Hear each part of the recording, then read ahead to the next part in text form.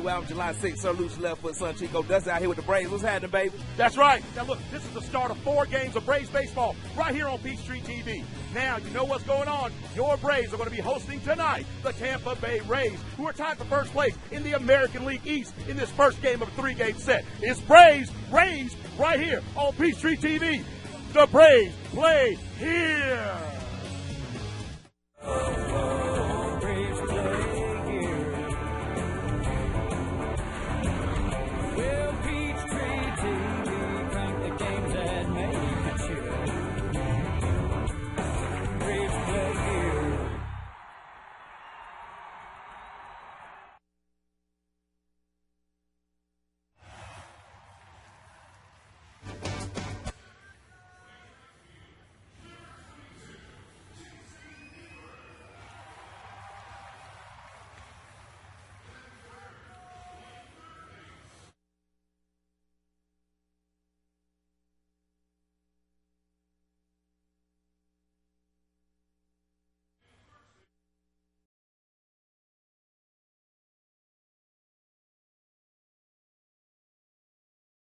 The Atlanta Braves are back home as interleague play hits Atlanta. Fans have been dodging the raindrops this afternoon, but looks like things will be fine for Game 1 of a 3-game set between the Braves and the Tampa Bay Rays here at Turner Field.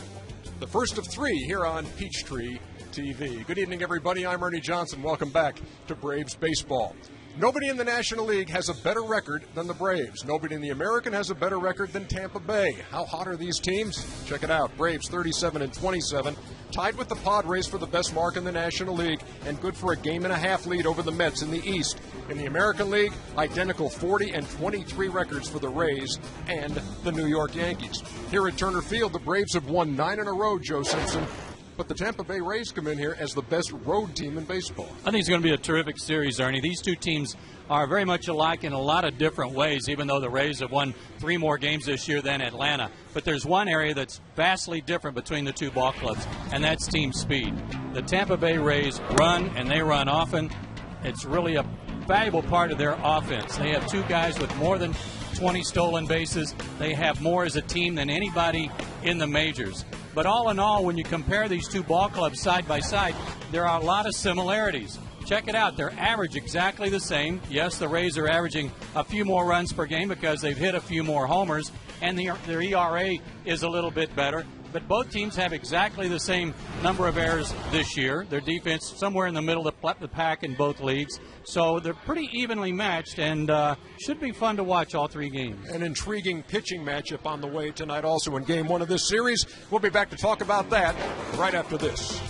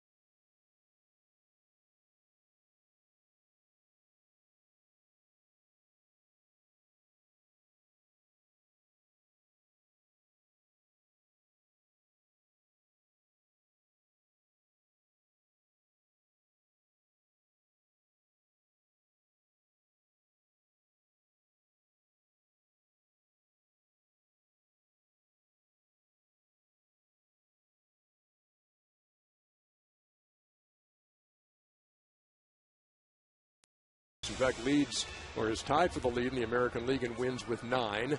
So he's trying to get into double digits, and Kenshin Kawakami hasn't won since last August. And you know he's bound to win a game sooner or later, Joe. One guy's trying to get into double digits, and one guy's trying to get into digits and get off that 0. David Price, as you said, tied for the American League lead in wins with Phil Hughes of the Yankees at 9 and 9-2 on the year. And he does have the American League lead in ERA at 2.23, an excellent opponent's average against him. In fact, right-handers hit less against him than lefties. Kenshin Kawakami is 0-8. I know that. Everybody else knows that. But he's really pitched a lot better than those numbers indicate.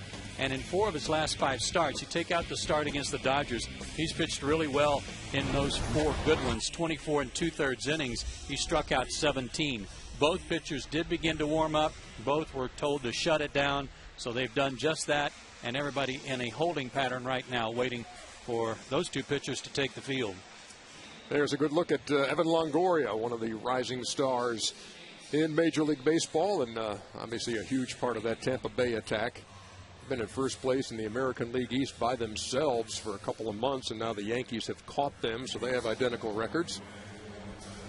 And this interleague series, a 3-gamer between the Braves and the Rays, on hold temporarily. You know, during the day, Joe, we had, I guess, the local news teams and reporters were scrambling because there was word about Chipper Jones and possibly a meeting with Braves brass. And that did happen. He met with Bobby Cox and Frank Wren and John Sherholz to talk about his future. But they were thinking, well, is this a retirement announcement, that kind of thing? And everybody was scrambling. What's your take on what you're hearing? Well, if it is, I don't think anybody would be surprised by it. No one should be shocked by that. And I say that for this reason. Remember last year, Chipper was quoted as saying, if I put up these same kind of numbers next year, meaning 2010, I'm not going to stick around. I'm not going to be a guy that just hangs around.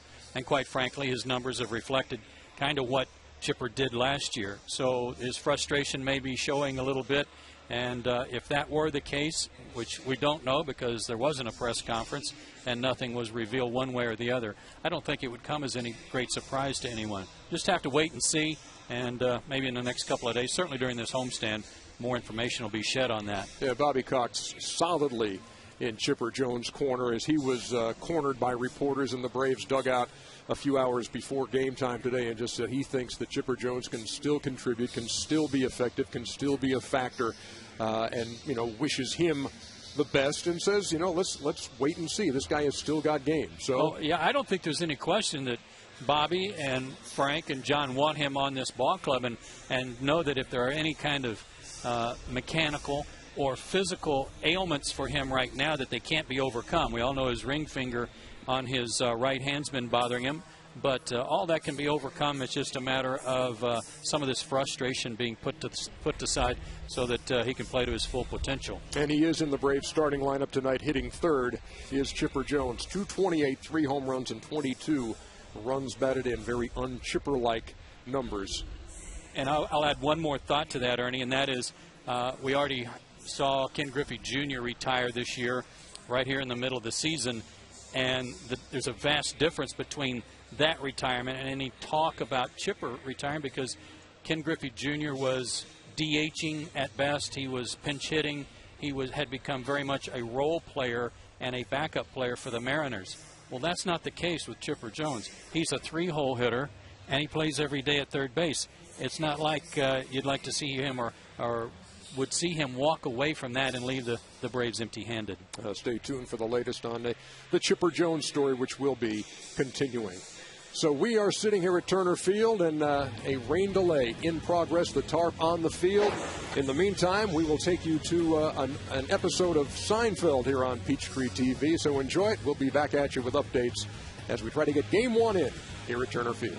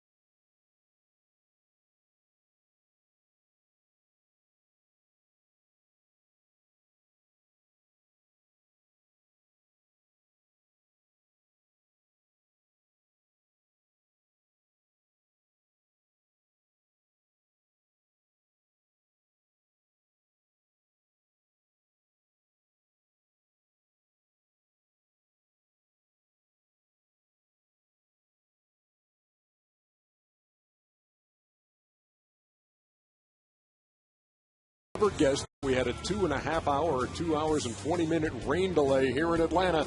Field looks great, and we are ready to play ball. We'll do just that when we come back here on Peachtree TV. Game 1 of a 3-game set between the Braves and the Tampa Bay Rays.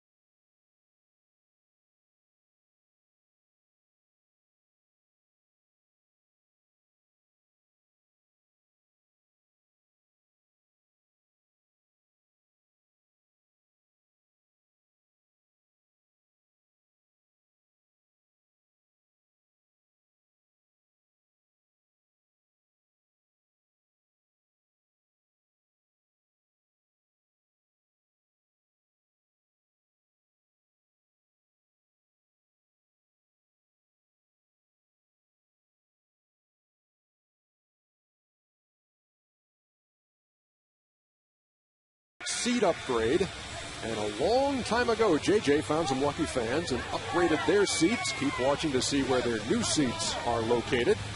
Sponsored by the Atlanta Center for Cosmetic Dentistry. That was back when the skies were fairly blue and the rain was not around, and 2 hours and 20 minutes later we are ready to play ball. Let's take a look at the batting order brought to you by Stone Mountain Park and Evergreen Marriott Resort. For great getaway packages, visit stonemountainpark.com. John Jaso, the rare catcher hitting leadoff for the Rays. Then Carl Crawford, Evan Longoria in the 3 spot. Carlos Pena, who recently homered in 6 straight games. That streak has ended. Ben Zobrist plays right field. B.J. Upton in center. Sean Rodriguez with a 14-game hitting streak plays second. Reed Brignac at short. And David Price is on the mound for the Tampa Bay Rays. And Kenshin Kawakami is on the mound for the Braves, making his 13th start. He's looking for his first win. His last start against Arizona, 6 innings, a 4-hit shutout ball. He walked 4, struck out 8. Against the American League, he is 2-0 in 4 starts with a 1.64 ERA. Maybe tonight is the night. First pitch of the game. Over for a strike to John Jaso.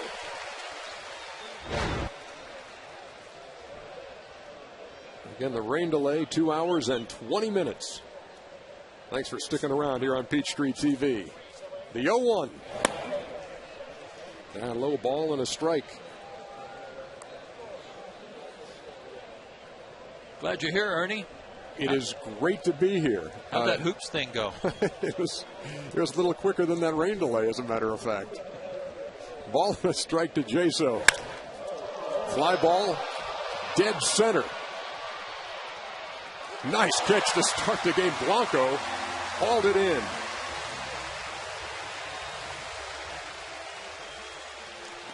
Here's the rest of the Braves defense behind Kawakami tonight. Nice play by Blanco. He's flanked by Cabrera and Hayward tonight. On the infield, Chippers at third base, Escobar at short, Prado and Gloss on the right side, Brian McCann doing the catching. Braves defense outstanding lately. Only one error in their last 7 games on that road trip. Here is Carl Crawford. A wide open stance. Nibbled inside and missed. A couple hours ago, Ernie, we talked about the difference between these two ball clubs is pretty much summarized in team speed. They like to run and have several guys who can steal a lot of bases. Wise to keep this guy off the bases to help. He has swiped 21 of them. 6 home runs, 35 RBIs, and hitting a shade under 300. Joe Madden is their manager. He's in his 5th year. Had come over from the Anaheim Angels organization, another club that liked to run.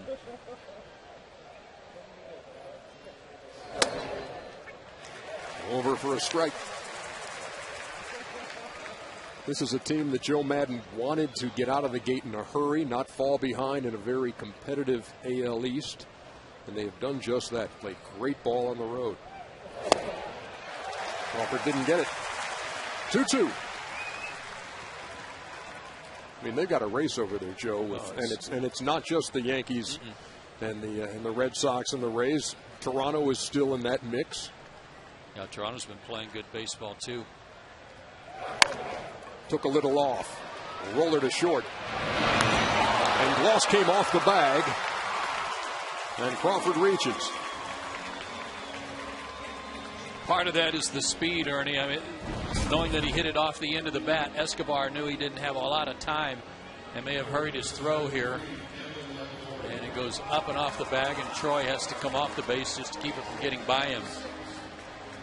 And as good as the defense is, or has been, that is an error. He's 6 in the books. And the Rays have a runner on with 1 down. And here's Evan Longoria. He has reached in 31 straight games. In fact, the last time he did not reach base in a game was May 9th when Dallas Braden threw the perfect game against Tampa Bay, when nobody reached. That was a long time ago. He's one of those players, American League players, that you wish you could see more often. So a real treat to get to watch him play for the next 3 days.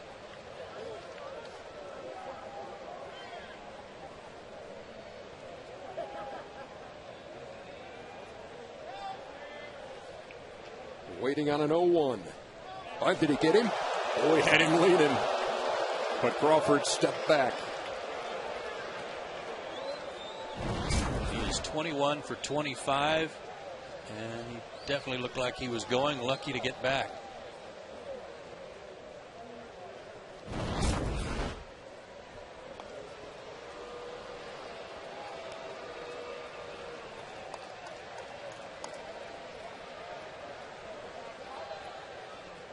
Got to credit these fans for hanging around so long. Another throw over.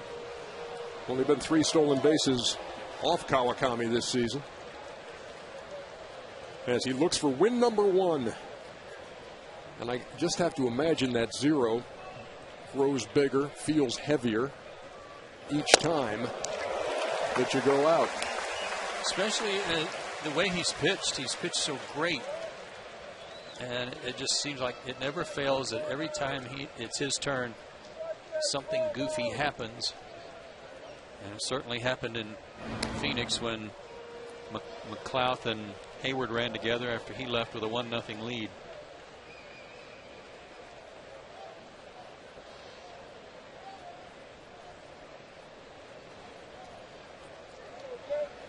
An 0-2. Just on the outside corner. Ball and 2 strikes. Evan Longoria batting in the first after a 2-hour and 20-minute rain delay here at Turner Field. Game 1 of a 3-game set between the Rays and the Braves. And each team sharing the best record in their respective leagues.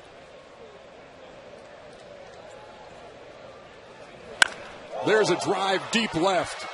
forget about it.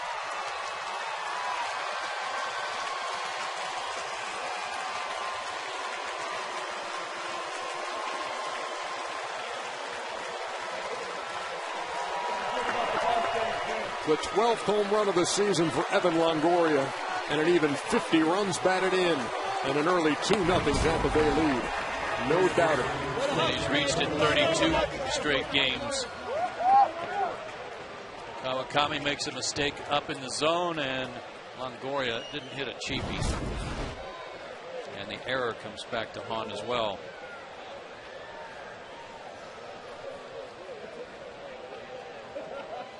Now here's Carlos Pena, who's had the touch with the long ball recently, but is hitting under 200 for the year. And the Braves put the shift on. Chipper playing at short. Escobar over on the right field side of second base, and in shallow right, Martin Prado.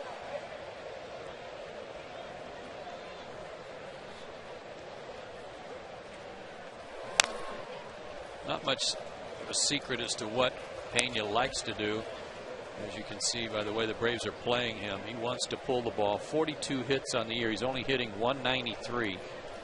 42 hits, 7 doubles, 15 homers, accounting for over half of his hits.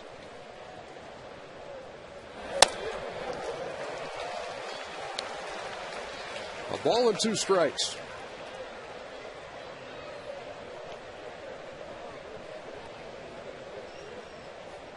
Then Zobrist waits on deck. There's a good look at Joe Madden. Says this is an extreme weather team. They just get tired of that 72 degrees inside down there in Tropicana. Yeah, they should enjoy getting out of that dungeon no matter how long it takes to play. What you wonder about is the delay and how it affected Kawakami and Price. They had begun to warm up, but were shut down real early in their warm-up process when the rains came. 2-2. And Kawakami struck him out.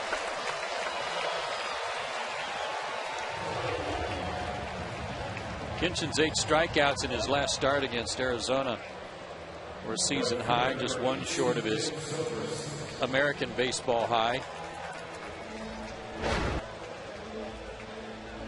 Did have the 4 walks, but they did not come into play. Just 4 hits allowed, too.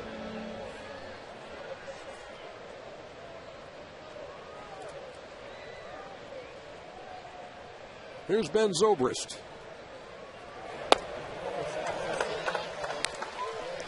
72 miles an hour, 72 tantalizing miles an hour for an 0-1. This guy can do a lot of things for a team. Great utility player. Hitting over 300. Switch hitter. 6'3", 200 pounds, runs well. 9 out of 10 in stolen bases for him.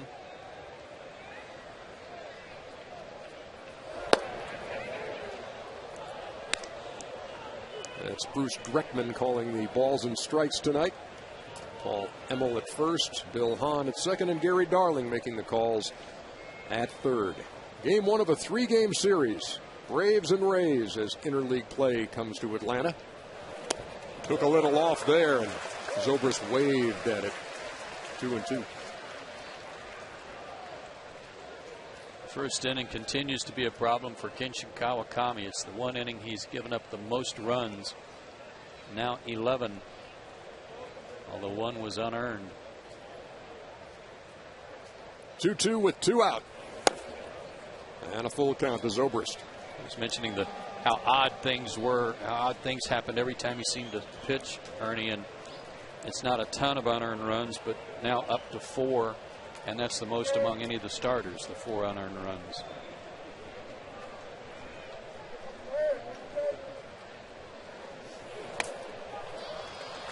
He issues his first walk of the night. And it brings up B.J. Upton. Again, Kawakami looking for his first win and needing to be sharp against a guy like David Price, who has won 9 times, minuscule ERA, and is just, he came on in 2008. I know we'll be talking about him at length as the night goes on, but #1 pick, comes up in 2008, pressure situations in the ALCS, and now he's added pitches, added confidence, and you will see why he has won 9 games when you see him pitch tonight for Tampa Bay. Yeah, great thing for him. He's already got 2 runs to work with. We just saw B.J. Upton's brother, Justin, in Arizona for a 4-game series. Kawakami pitched out there. That was where his last start was. So, the brothers have probably communicated a little bit about this series in terms of a scouting report.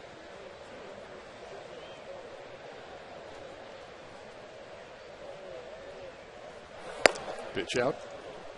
Nothing happening. Zobrist has stolen 9 bases. And as you pointed out, Joe, caught only once.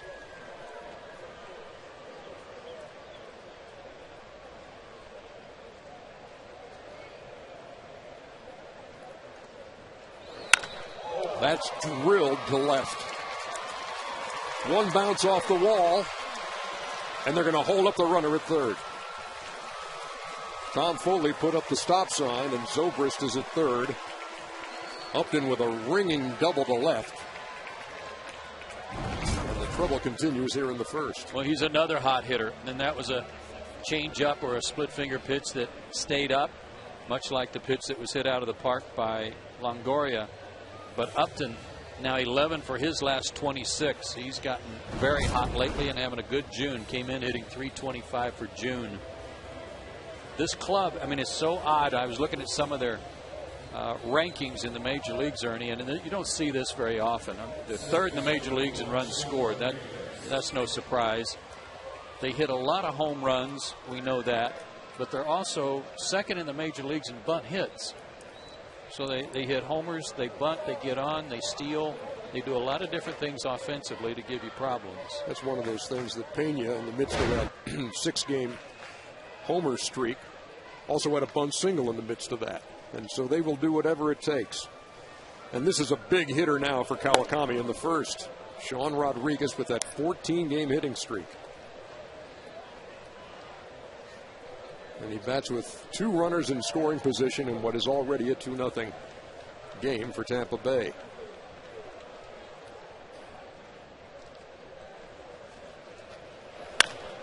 Down the line, fair ball. That'll score 2.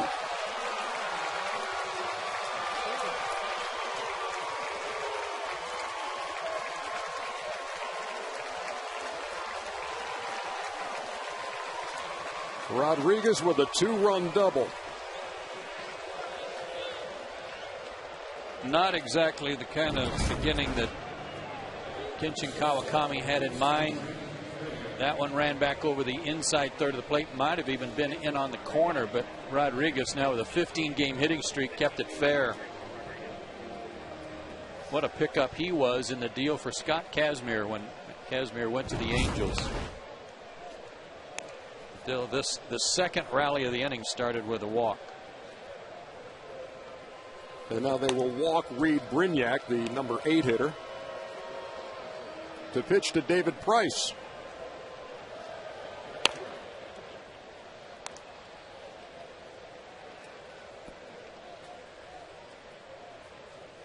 Saw him in the clubhouse before the game, and he was already practicing his stroke. So when these American League pitchers get a chance to hit, they don't take it lightly. The Rays have already played 6 interleague games. They beat Houston 2 out of 3, but just lost 2 out of 3 to the Florida Marlins. And David Price, who's from Nashville, has a lot of fans down from Tennessee. Price is 0 for 2 so far in his interleague action.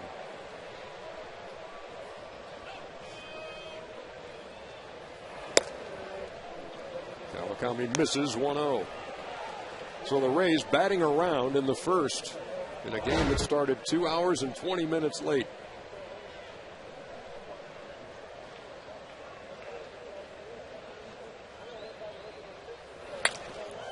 To Chipper at third. But a 4-run first inning for the Rays. 2 coming on a 2-run shot by Evan Longoria. And then it was Sean Rodriguez, the number 7 hitter. A 2-run double. It's 4-0.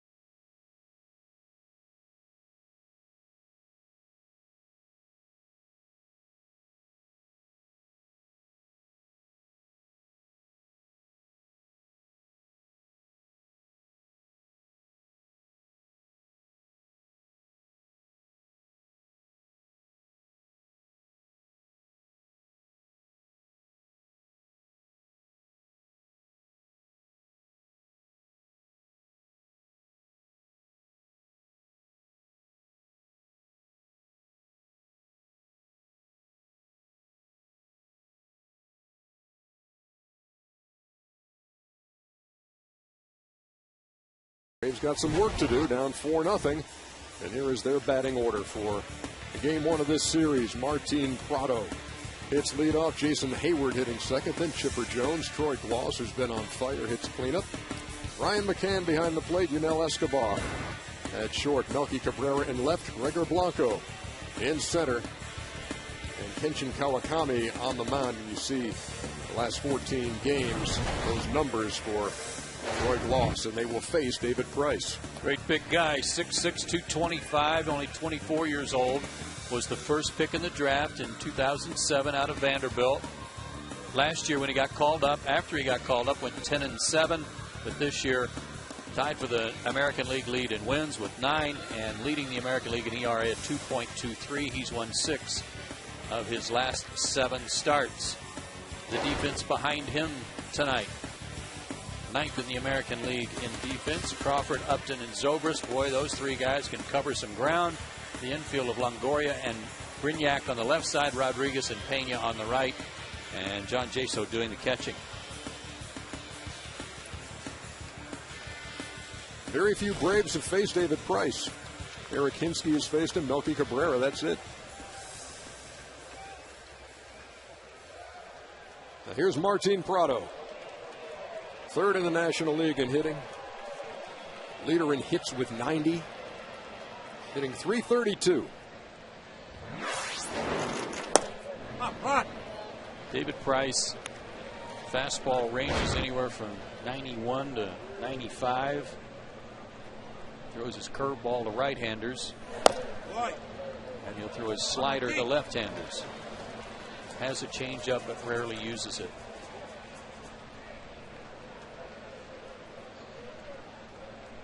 Falls behind 2-0 to the Braves leadoff hitter, and that's over for a strike. Joe Madden says one of the biggest differences between David Price now and when he first came up, the addition of a few pitches. He says he has a legit curveball now. Grounded slowly to short. And Brignac throws him out, 1 down.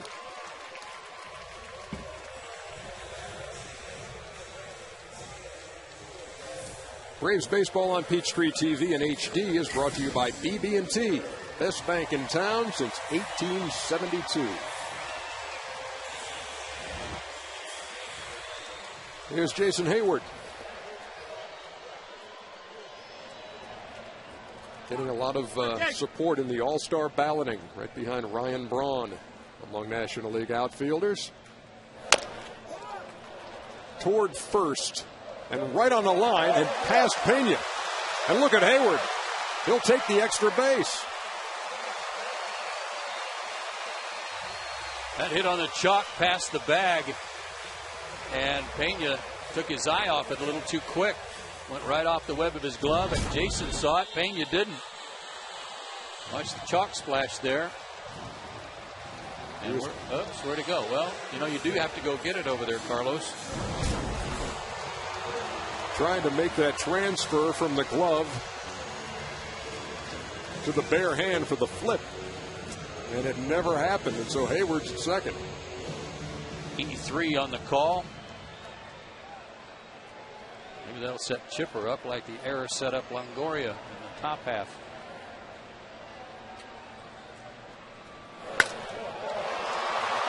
To right field. Zobrist camps under it. Hayward will tag. And in there with a slide. So he's at third with 2 down. Be nice to get that 1 run back anyway. Just the guy to try to get him in, Troy Gloss. Let's take a look at tonight's leaderboard, brought to you by the Sunshine House, a tradition of excellence in early education. National League leader in runs batted in is Troy Gloss. 1 more than Albert Pujols. That's thanks to a great day on Sunday. Drove in 3 runs with a couple of homers, had a 4-for-5 day. Come on, Tate. Come on, kid.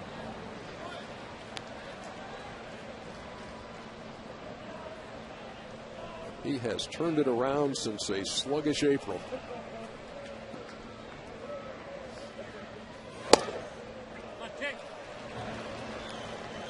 Price caught the corner at 92. A ball and a strike.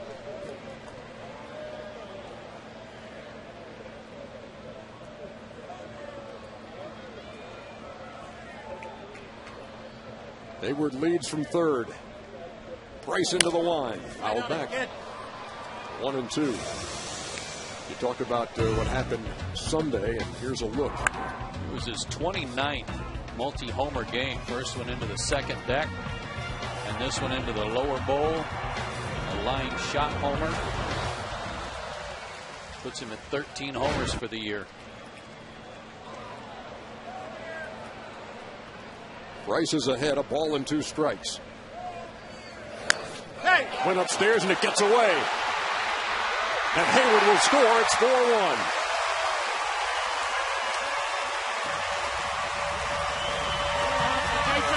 Hey, when you fall behind 4-0 in the top of the first, you'll take a run any way you can get it. Reaches on a 2-base error, goes to third on a fly ball, and now a wild pitch gets him in. Love getting a run without benefit of a hit.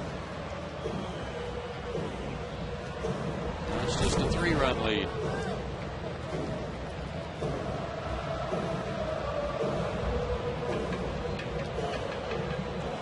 Now the base is empty and a 2-2 count to Gloss.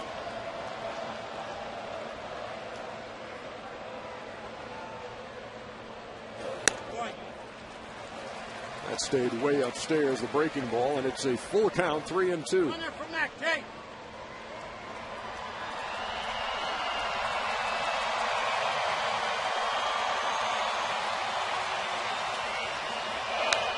Oh, man, he had a good cut. What's been the biggest difference you've seen in him at the plate? To me, it was a timing issue. I mean, he was so late on fastballs in April, he just couldn't catch up.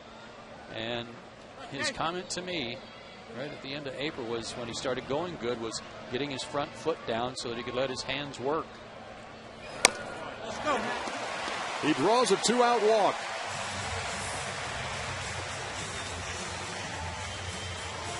Now this guy will walk a few people. That's his 33rd in 81 innings. And his last start against Toronto, he had a lot of runs to work with. He beat them 10-1 and only had to work 6 innings. Gave up 4 hits and a run, just the 1 run, but he did walk 5, and that was a season high.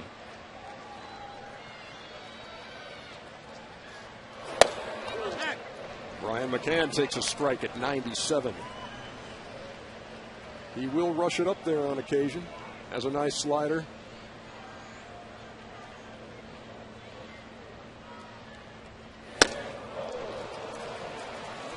And again, he'll feature the curveball more to the right-handers and the slider more to the lefties.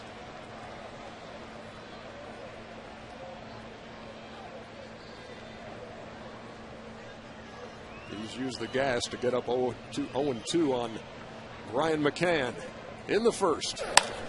Boy, Mac. Light him up, Mac. Come on.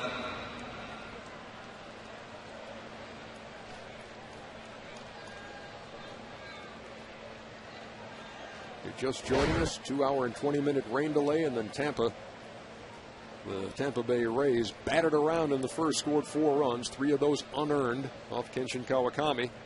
Braves have scored 1 here in the bottom half. Fly ball toward the line and left. Crawford over on the track, makes the play to retire the side, but the Braves get 1 of those runs back. It's 4-1 going to the second.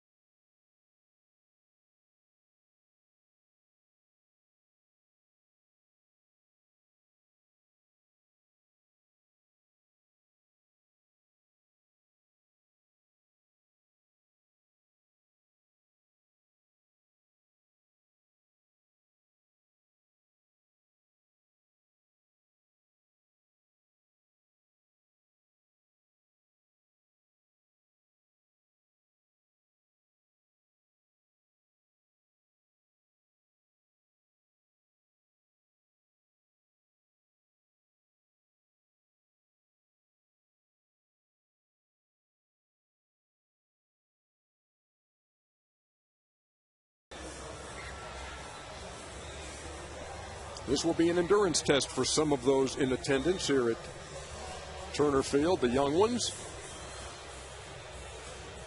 as we move to the top half of the second inning. And it will start the same way the first did, with John Jaso, the leadoff hitter, at the plate. He flied deep to center for Gregor Blanco, his first time.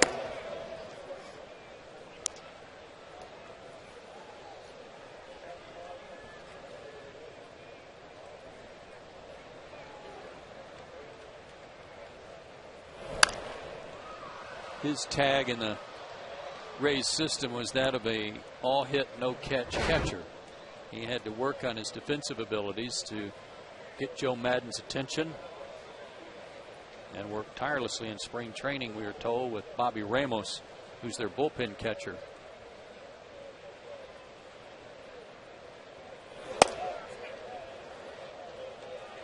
And the results, nothing but positive, and here he is, the leadoff hitter. A rare catcher hitting leadoff for the Rays. Kawakami took a little off. It's 2-2. Jason Kendall, a catcher who batted in the leadoff spot a lot in his career. I would say the guy who first comes to mind. Right back up the middle, base hit. Some other catchers, though, in recent years that have been in the leadoff spot. Paul LaDuca, later on Russell Martin, both with the Dodgers, and Kurt Suzuki with Oakland was in the leadoff spot for 27 games back in 2008.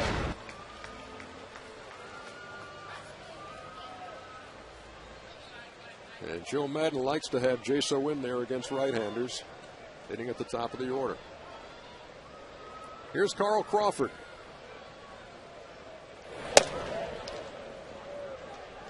Reached on an error in the first as Yunel Escobar's throw drew Troy Gloss off the bag. And then he scored on Evan Longoria's two-run bomb. Into right. Hayward up and fielding, and they're at second and third. Well, they've had some good swings so far. Yeah, they're getting some good pitches to hit. That's why. Carl Crawford is arguably the best athlete in all of baseball. This guy was offered a scholarship to go to, or some people might say a contract, to go to Nebraska and be an option quarterback. He was also offered a scholarship to go to UCLA and be a point guard, in addition to being a second-round pick by the Rays in baseball. Roger McDowell on the phone early. But here's a guy, Evan Longoria, when you think, boy, look at the kind of career he's having. I bet when he was coming out of high school, they were knocking down his door. Undrafted out of high school. No kidding. I didn't know that.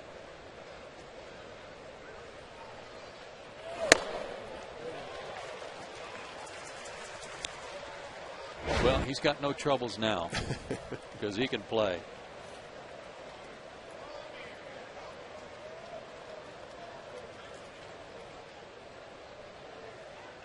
Two runners in scoring position for a dangerous hitter. In the first, absolutely no doubt. No, pitch up.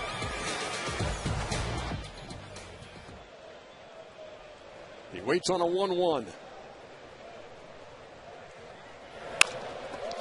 Flare into right. Hayward on, makes the play. There will be no tag at third.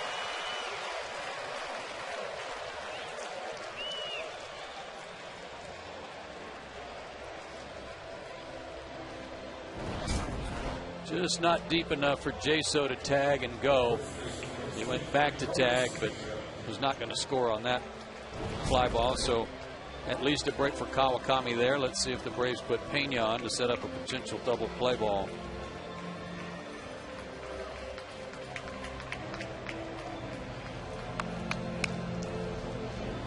Chris Resop, who was just called up today from Gwinnett. He's already loosening up. He was a starter for the Gwinnett Braves. To make room for him, the Braves sent Jesse Chavez back to Gwinnett to work on some things. Here's Pena, who was a strikeout victim his first time.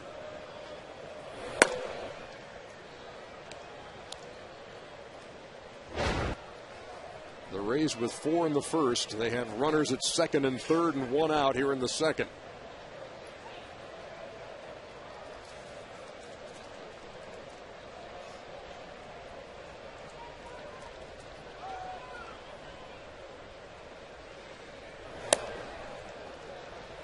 Kawakami misses 2-0.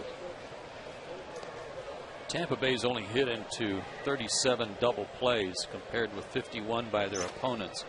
Their 37 compares to the Braves having hit into 56. Just got so much team speed, they are tough to double up.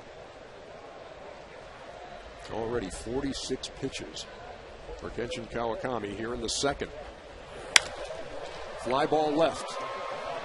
Cabrera on. Jaso will tag.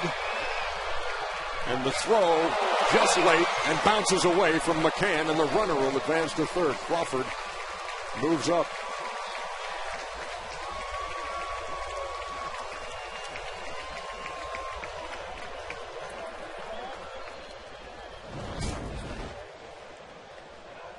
Melky did not get himself in a very good position to throw there. He could have gotten behind that ball and come to it a little better, and he caught it off the wrong shoulder and didn't get much on the throw.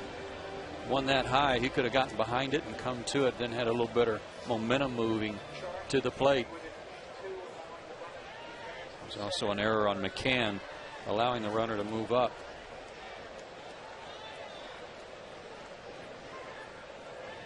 So a rocky start to this one for the Braves. Couple errors already. Allowed 5 runs here in an inning and 2/3.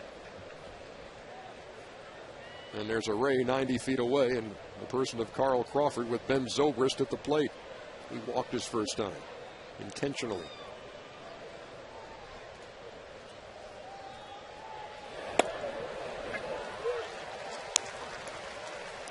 Actually, it was your garden variety walk. The intentional walk was to Reed Brignac in the first.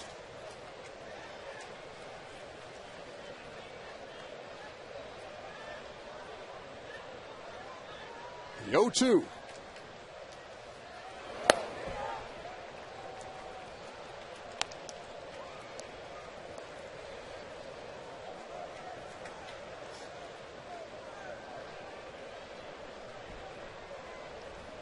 Ben Zobrist, one of those young players that this organization is tied up with a long-term contract. Signed right at the start of the season. Trying to take him out of some of his arbitration years.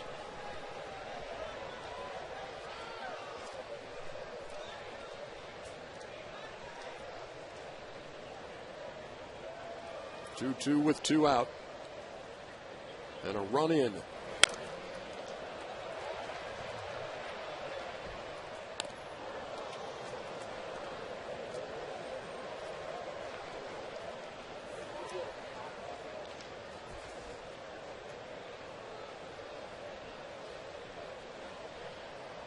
Tampa Bay team had the best record in the American League for 56 straight days. Yankees finally caught them. Towards short. Escobar, the gloss to retire the side, but the Rays put another one on the board. And we head to the bottom of the second. 5-1 Rays.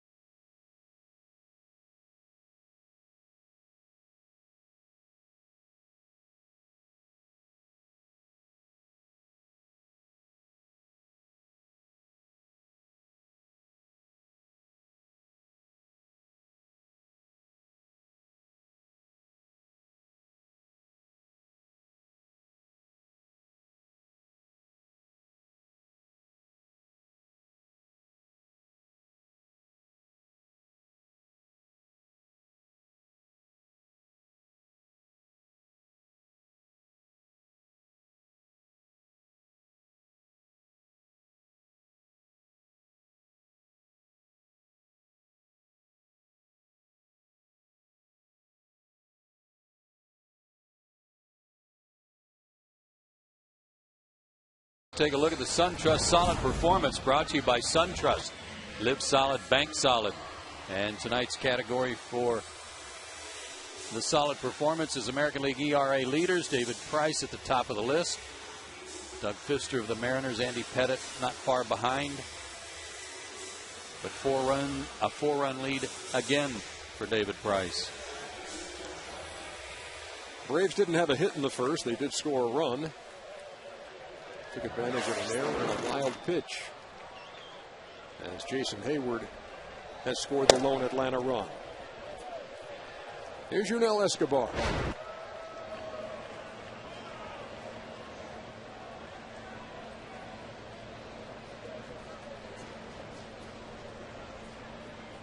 Come on, let's get. 96 on the corner. That'll work. What impresses you about him? Fastball. He's got a good arm. Haven't really seen enough breaking pitches yet. But when you can spot that fastball at 95, you're doing all right. Another one at 96. Last time out against the Rays, he threw predominantly fastballs against the Toronto Blue Jays, as a matter of fact. 1-2. On this. That and the fact that he's getting better and better. His ERA in June, microscopic. First 2 months not too bad to begin with, but 0.64 this month. Up the middle and through for a hit.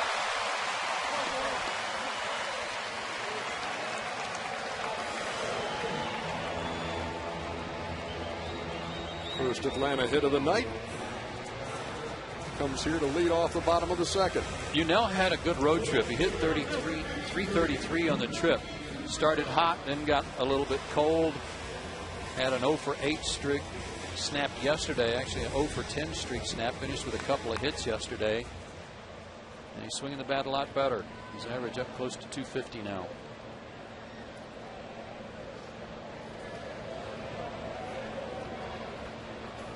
Boy, come on, milk. Melky Cabrera takes upstairs 1-0. Only Grave with a hit in his career against Price. 2 out of 6. And one of only 2 to face him.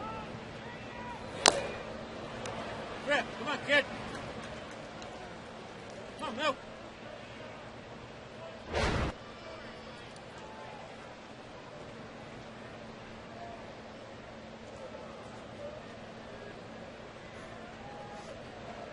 Escobar at first, being held by Carlos Pena. David Price looks over there and then comes to the plate. Grounded toward short and through, base hit. Escobar will hold on. First and second. And nobody out.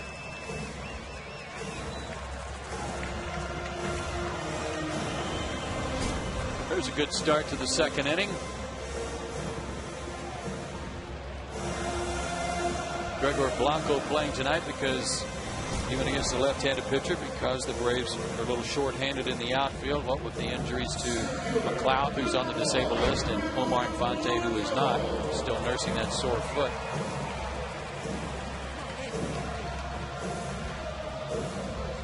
There's Nate. He's getting better every day after the collision. Could have been a lot worse. I mean, I'm not trying to minimize it because you get a concussion, that's bad enough. But when you're going to go head-to-head with a guy like Jason Hayward, I've seen some pretty nasty collisions. Could have been a whole lot worse for both of them.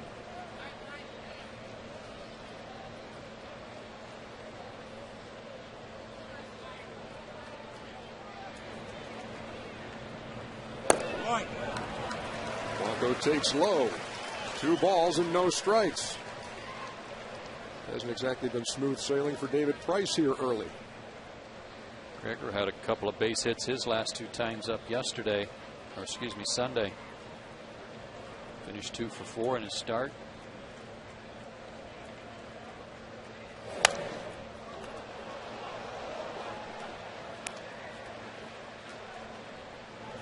Escobar at second. Cabrera at first. Back-to-back singles here to start off the bottom of the second inning. If you're just turning us on here on Peachtree TV, and it's 10:15, and you said it's the bottom of the second. 2-hour and 20-minute rain delay. Ground crew did an exceptional job. Place looks great. And the fans stuck it out. They did indeed.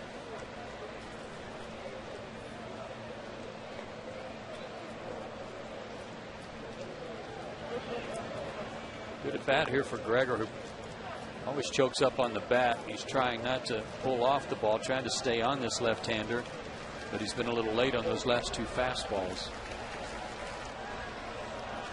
Maybe he can find the hole here. 2-2. Full count with 2 on and nobody out. Bruce Streckman's been consistent, if nothing else, on not really giving that low pitch, and he didn't there.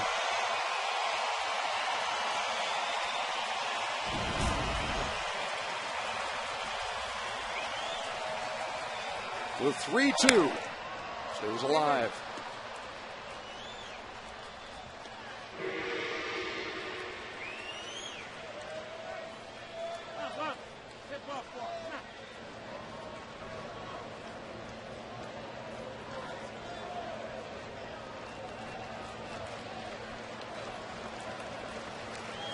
down by 4. Nobody out. You don't want to run into a double play, so they're not running 3 and 2 here. They're loaded.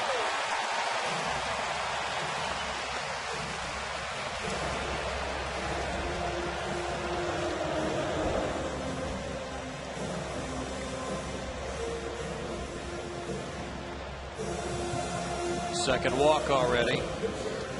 It's given the Braves an opportunity here with their 2 hits and a walk to get right back in this. Now, you may be asking yourself, why is Kawakami hitting for himself, having already given up 5 runs? But remember, the Braves bench is a little short, with Infante not really able to play. He's a man short there. Ready. Kawakami takes a strike.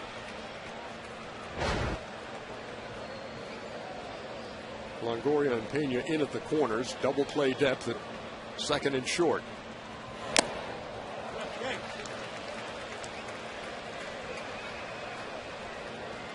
Putting it in play here is a good thing. It gets a run in, but not at the expense of a double play. You'd rather have a strikeout than a double play. There you go, 1 down. But the top of the order coming up for the Braves with the bases loaded.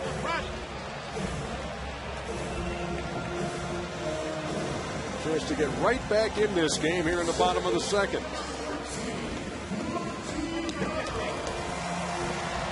And a guy up there knows a little something about hitting. Martin Prado enters with 90 hits.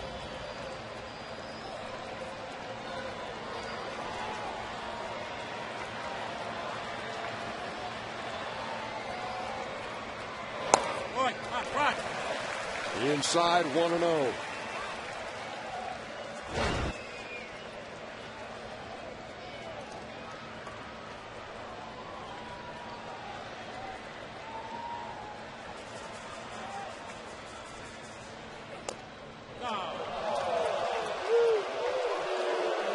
Martin didn't think so, but it's 1-1.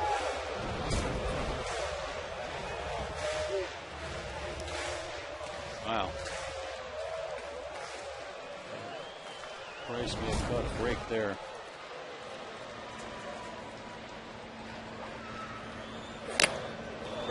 Cut. He did, and thanks to that first call, though, Martin's in the hole.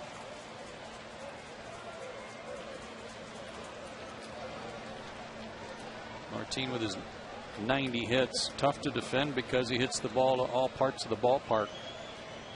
And they've got him played straight up, although Crawford a little close to the line in left. Huge hole in left center.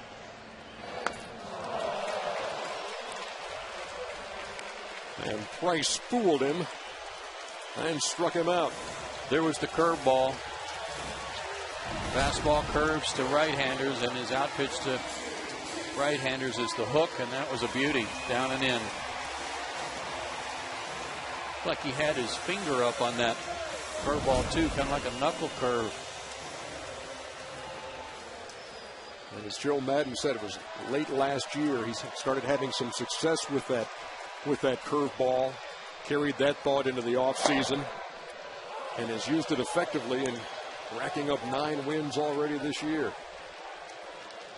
So they're still loaded, but now with 2 out for Jason Hayward. Top toward first. This time Pena fields it cleanly. And that does it for the Braves, who load the bases but do not score. It's 5-1 going to the third.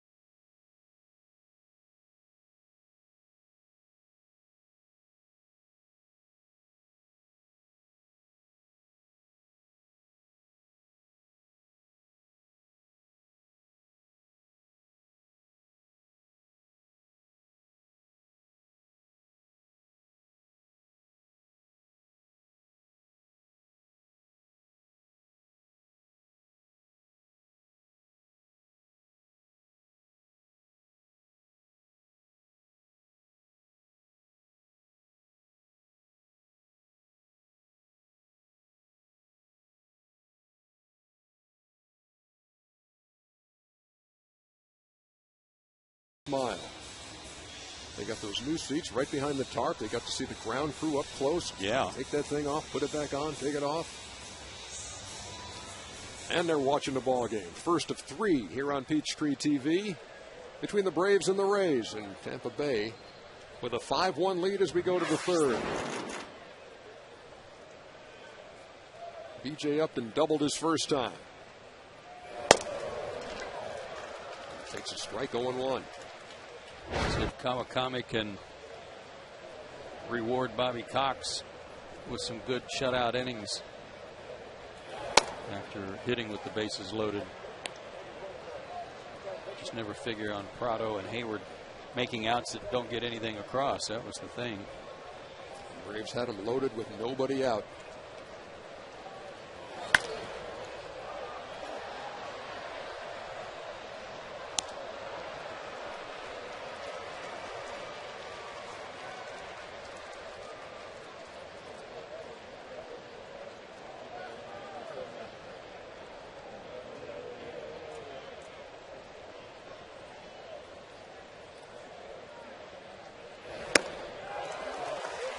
And this time, he sets Upton down.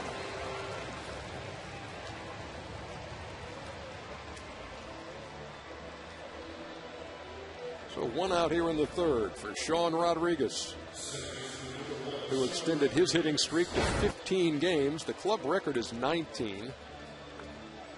And Jason Bartlett, who was due back possibly tomorrow night for Game 2 of the series. He's playing over in Gwinnett for their Durham club.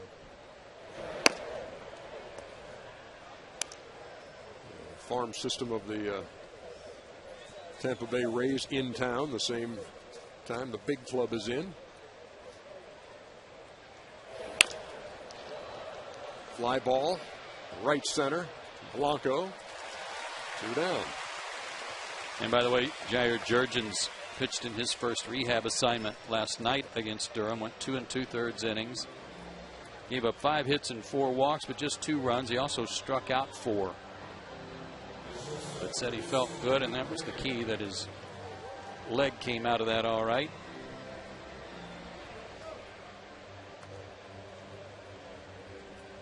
A chance for Kawakami to post a 1-2-3 inning here as Reed Brignac steps in. Yeah, well said.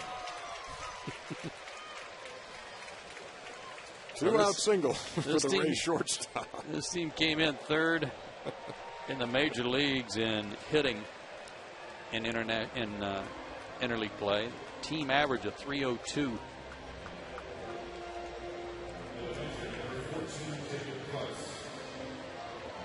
There's the pitcher David Price, who lined to Chipper Jones in the 1st. The Rays batted around their first time, scored 4 times.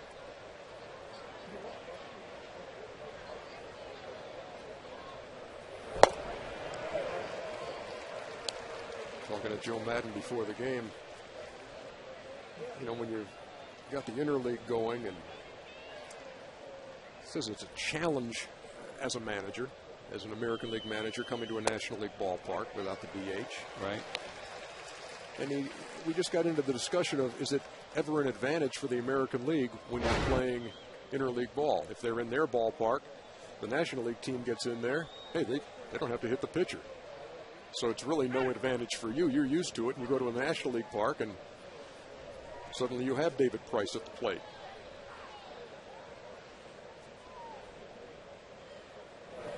I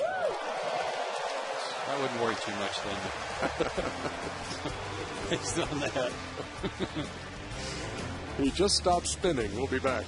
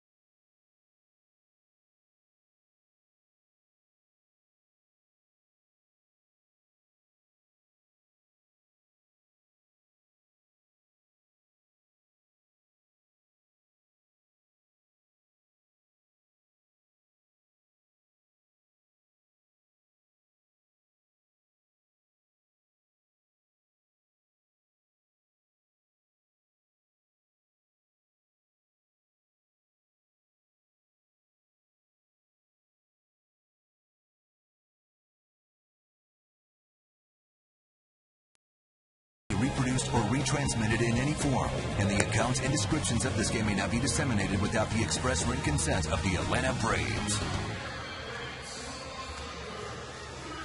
All right, y'all, it's time for the Airtran Airways home run inning where Linda from Marietta will have a chance to win free airfare for 2 if the Braves hit a home run in the third. Visit PeachTreeTV.com/contest for official rules to enter for a chance to win.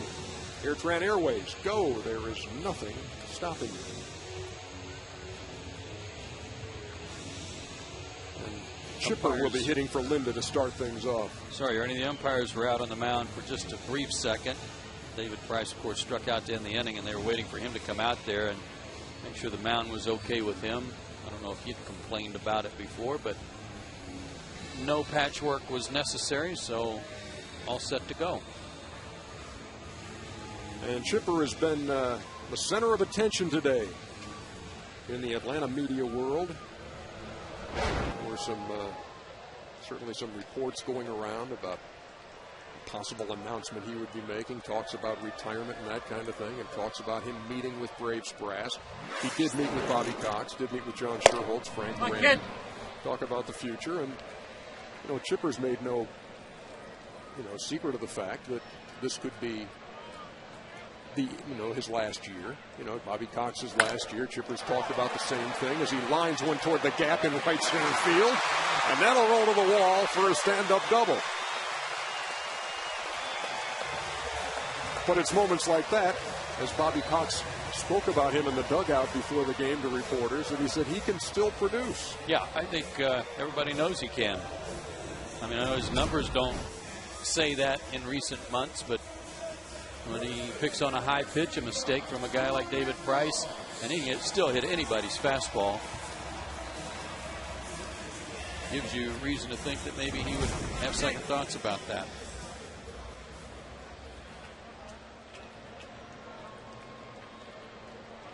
So for the second straight inning, the leadoff hitter on for the Braves, this time a double by Chipper.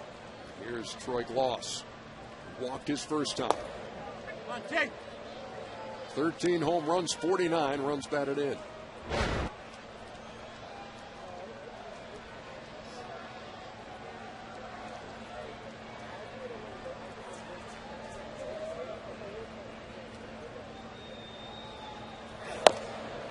Troy had a home run every 36 at-bats in April, every 17 at-bats in May, and so far in June, a home run every 10 at-bats. I'd say that's a pretty good improvement.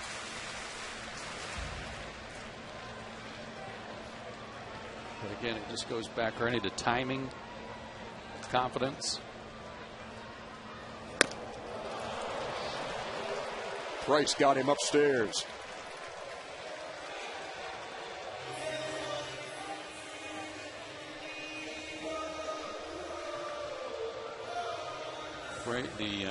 The Rays have only blown one game where they had as much as a 4-run lead. They're 28-1. And they had a lead of 4 or more.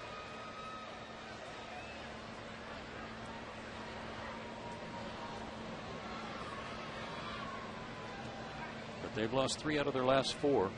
That's what allowed the Yankees to move into a tie with them. Can fouls it back. His first time he lined the left to end the first. Now almost hit it out. Crawford made the catch right up against the fence in the corner.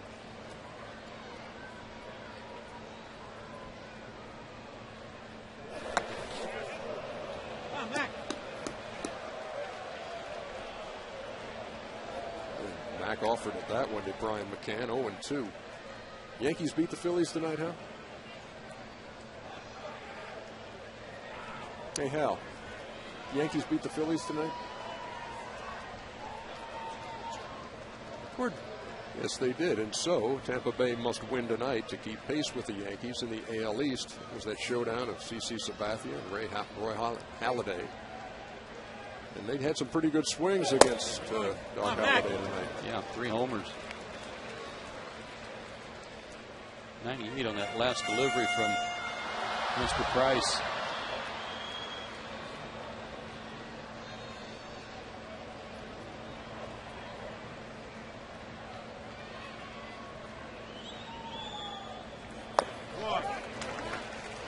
This with the 1-2.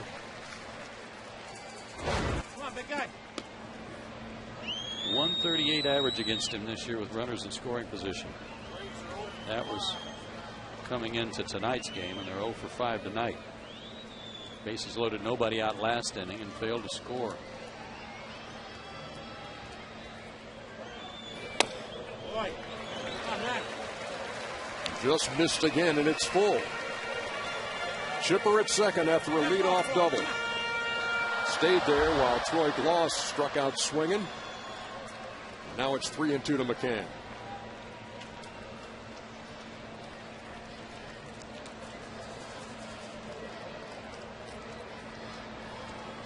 Braves trying to battle out of a 5-1 hole here in the third. And they're at first and second with one down. Good at bat by Bryan against a tough lefty. Third walk for Price, and at some point you got to make him pay for these walks.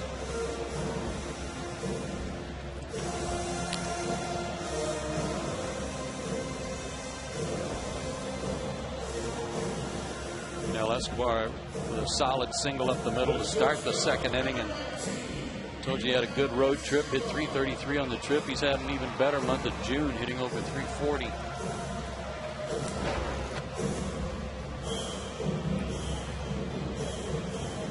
So the Braves are getting their opportunities against Price. Trying to cash in again here in the third.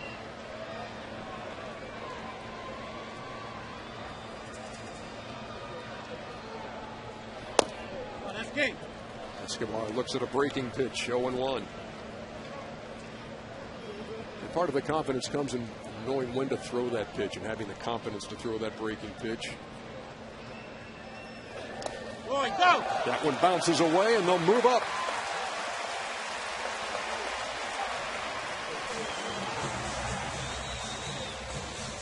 Well, you notice he's not throwing that breaking ball like a backdoor pitch. He's throwing it down and in.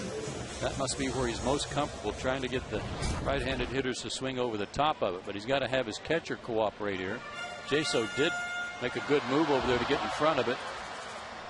But it skipped off the heel of his glove. Second wild pitch already in the game.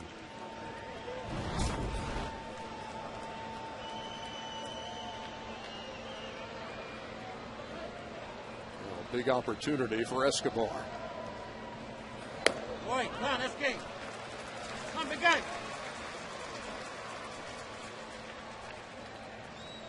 All curveballs so far in this at bat.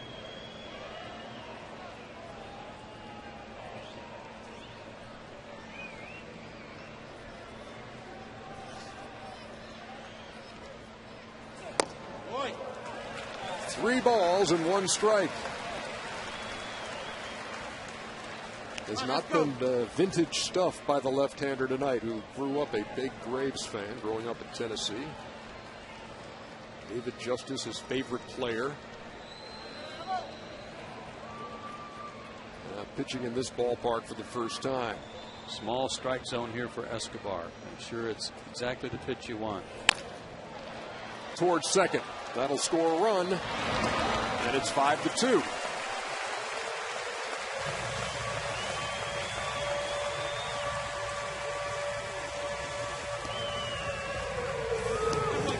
Seventeenth RBI for you now. Move a run closer. You hope that base is loaded, nobody out situation in which they didn't score last inning. Hope that doesn't come back to haunt you. Maybe Melky can pick one up here with a 2-out hit. He singled his first time.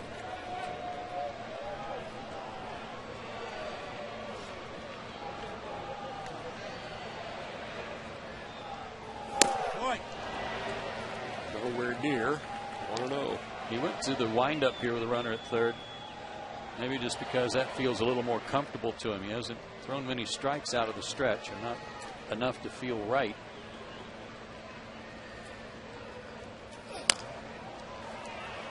How to play it on the right side. A ball and a strike.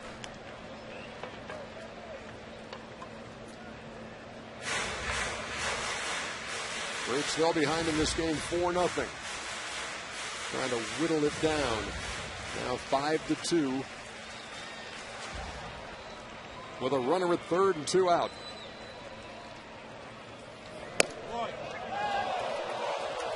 There's a backdoor curve. And again, Price doing some work on the front slope of the mound.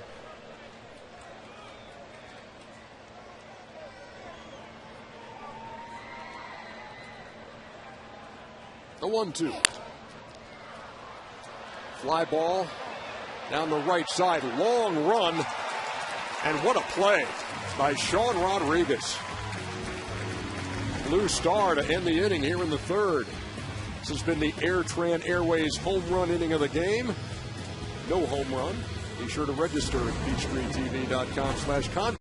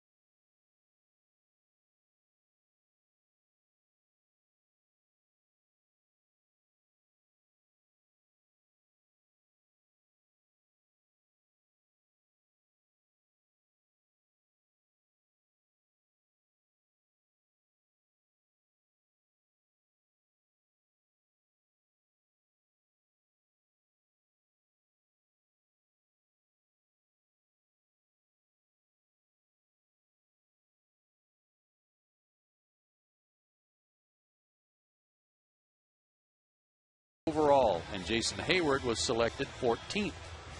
How many players drafted between them are currently in the major leagues? So number 2 through 13. I'll take a stab at that. Okay. Several. We're in the fourth. I'm going to say a few. Glenn Diamond in the truck saying none. See, that's a good call, too. He wrote the question.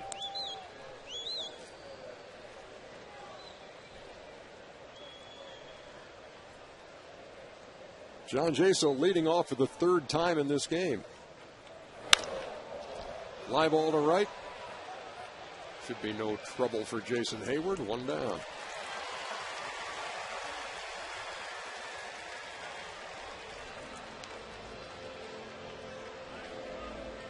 I was telling you about Carl Crawford earlier.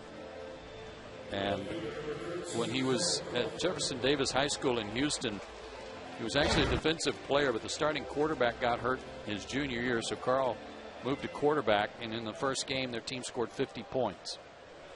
He averaged 25 a game in basketball, and he hit .563 as a senior in baseball.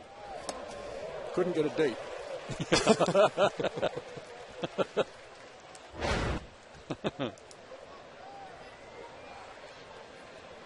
He bats in the fourth with one out.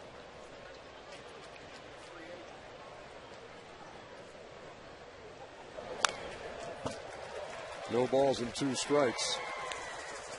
Last year at 305 for the Rays, 15 homers, 68 runs driven in, scored 96 runs, and stole 60 bases.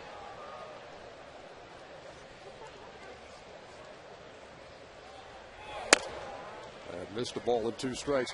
And obviously at this level, you're dealing with a lot of guys who had unbelievable careers all the way, growing up. The third base coach for Tampa Bay, Tom Foley's got an interesting story as well, because he is ambidextrous. That just missed 2-2. And he played shortstop, threw right-handed, and then played football and was a left-handed quarterback. It saved the wear and tear.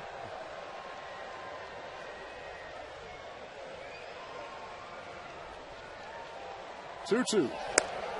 Nice. If there's anyone out there looking for a job right now, and I know times have been pretty tough, so there might be someone, you might want to be Carl Crawford's agent, because he's going to be a free agent at the end of this season.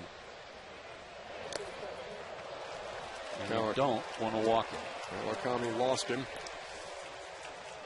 And Carlos Pena as well.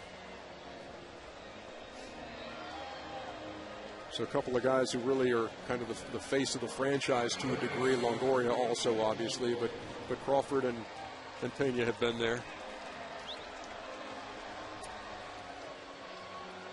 Well, here's Longoria, who homered in the first. His 12th. Gave him 50 runs batted in. Well, their lineup is so solid. When you start with Crawford, you go through Longoria, Pena, Zobrist, Upton, and now with the emergence of Sean Rodriguez, there's not too many places in there to go for outs when you get in the middle of their order. Kawakami's got a speedy runner at first and a power hitter at the plate. Here's what he did in the first. Missed his location by at least the width of the plate. McCann was set up away, and that pitch came in.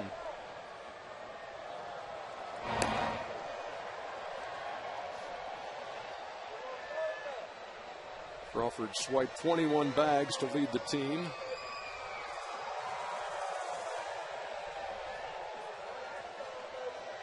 Huge lead.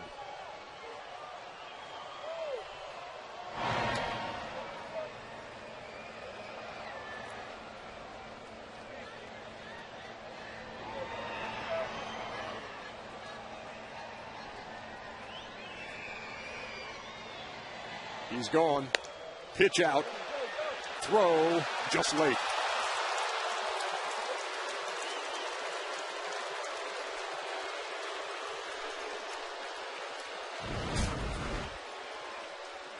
Braves guessed right, but the throw was high, Ernie. And by the time Prado dropped the tag down, looked like he'd gotten his foot in there. Really low coming out of the blocks. And at least in that first look, it looks like Billy Hahn got it right. Yeah, he and Prado had a brief discussion out there at second. You got to still pay attention. He's stolen third 11 times, or the Rays have 11 times. And so with Crawford out there, pay attention.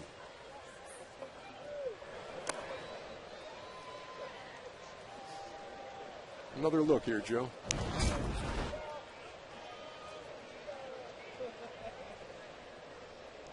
Tag on the hand. And it may have gotten the hand just ahead of the foot getting to the bag. So Martin may have had a reason to complain. The one thing he wasn't sure of, or couldn't have been sure of, was when Crawford got to the base, because Martin had enough to do just to catch it and tag him.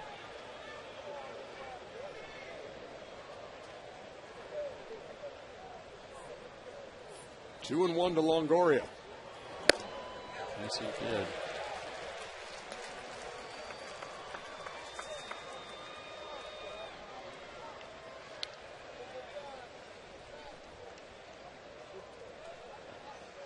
The Rays trying to add to a 5-2 lead. Carl Crawford edges away from second. Longoria waits on a 2-2.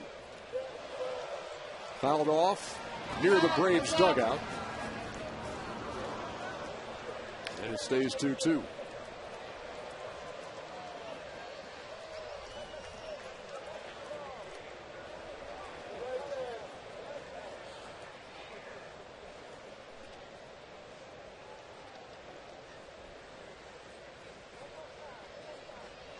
Cleanup hitter Carlos Pena waiting on deck.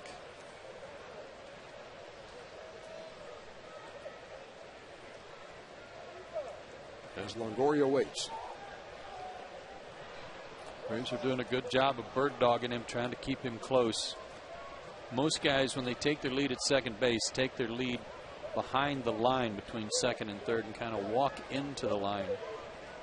That's what Crawford's doing, and then he bounces off.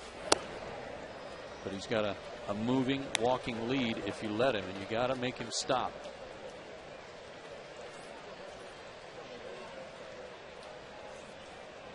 Well, the count is full with one down and a runner at second.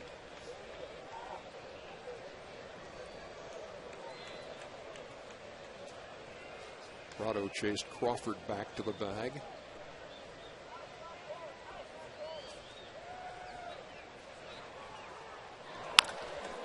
Line to left. Cabrera with the play, and they'll throw behind, but Crawford's back. Nice play by Cabrera on a ball hit like that you really have to wait a second on to see where that thing is going to go. Is it going to take off on you? Yeah, it was. He got a good read on it, and it looked like Longoria got fooled a little bit, one-handed it, but Cabrera saw that, read it off the bat, and was already charging it. But you just get one run in, and you can't afford to give it right back. Throw another 0 up there and get your offense back up and go to town. Braves are not having any trouble getting base runners, that's for sure.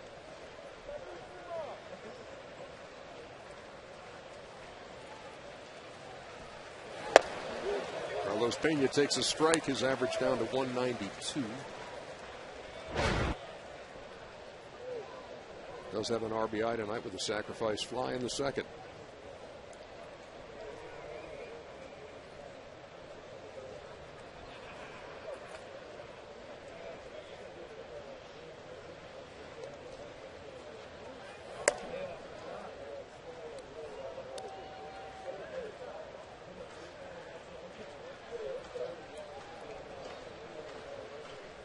One of the good guys in the game of baseball, Carlos Pena.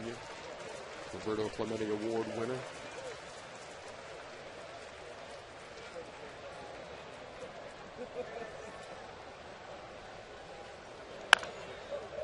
Grounded foul up towards first. And you can tell just by that pitch alone. I mean, that was an off-speed pitch out away from him, and he's still going out around it and trying to pull the ball. He's an excellent low ball hitter.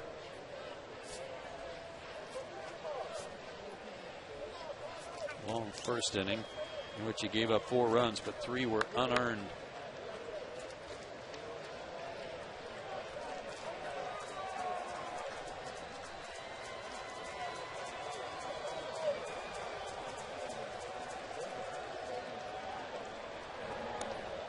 Here's an interesting Hal Galima tidbit.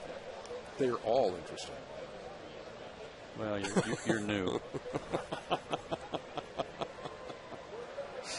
Pena's had 111 at bats with 2 strikes on him. He struck out 71 of those 111.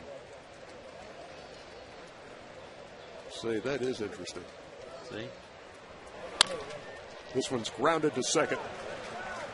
And that'll do it for the Rays in the top half of the 4th. You get a runner in scoring position, but cannot advance him, and it stays 5-2.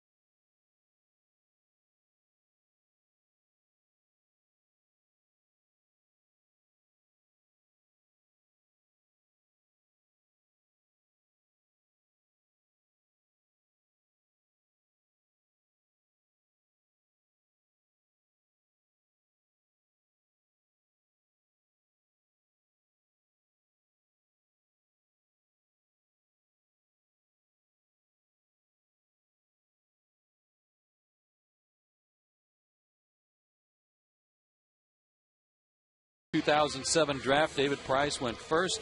Jason Hayward 14th. How many players drafted between them are currently in the majors? I'm going to actually say one. Okay. Matt Wieters. Win again. You changed your pick. Well, other than several? Yeah, or a few. Well, you went to a few. From a few down to one. Mm-hmm. Matt Wieters out of Georgia Tech. I've referred to one as several before.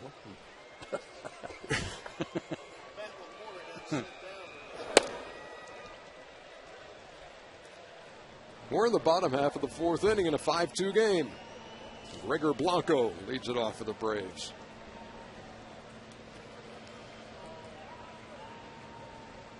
Come on, Blanco. Price has walked 3, Blanco one of them. And that came in the second. At the time, it loaded the bases with nobody out. Then he struck out Kawakami and Prado, and then got Jason Hayward on a bouncer to first. Liner to left. Crawford makes the play. Something else his great speed helped you out on. Closing on a line drive. This was slicing away from him, too. Good play, and it robs Gregor of a base hit.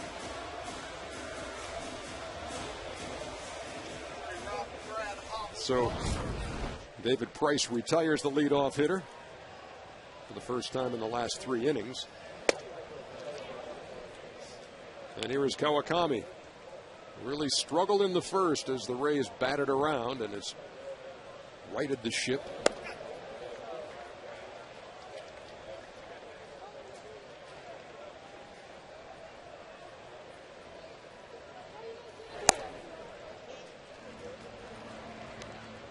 It's 2 for 19 on the season. Struck out in the second.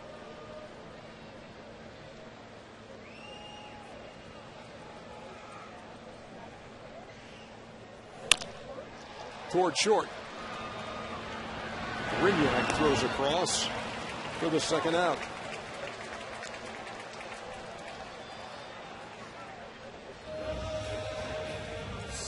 Told you at the beginning of the broadcast tonight about how the Rays have the best road record in baseball at 22-8. Part of that is due to their pitching. Their pitching has the best road ERA in baseball too, at 2.98. Very impressive.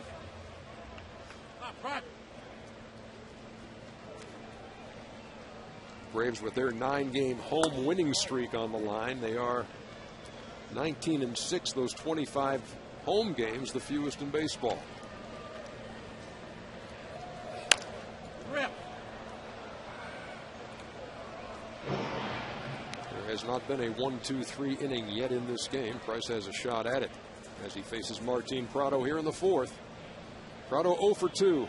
Grounded to short, struck out in the second. Come on, kid.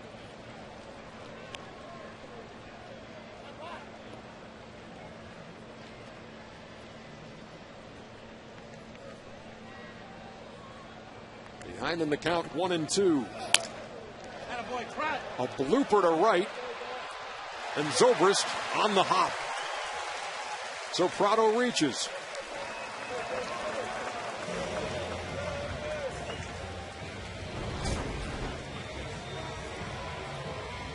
Fought it off. Might have even broken his bat.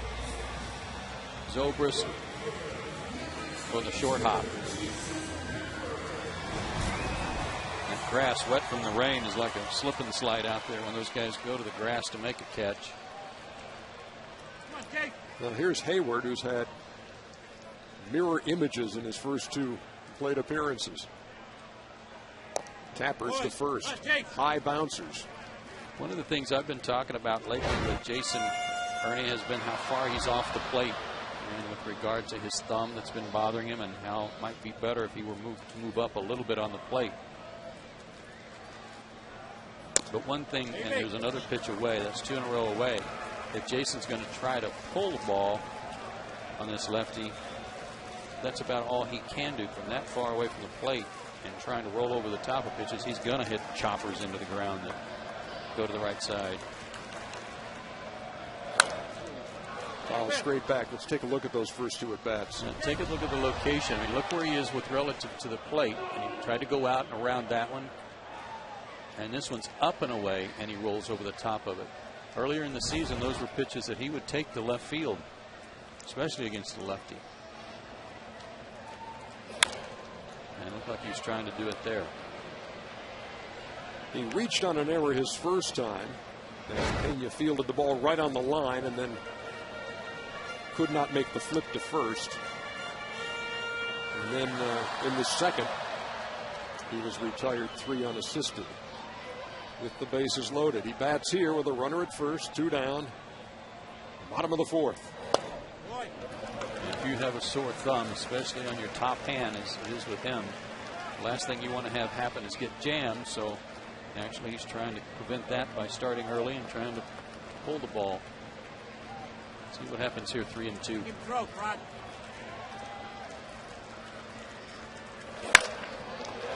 Toward first and into right for a base hit. They're at the corners with 2 down.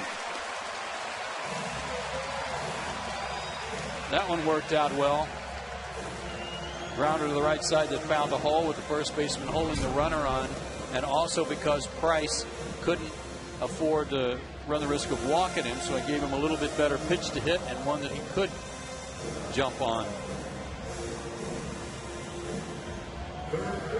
So Chipper can split the gap again like he did last time up. They're doing the 11 o'clock chop here at Turner Field.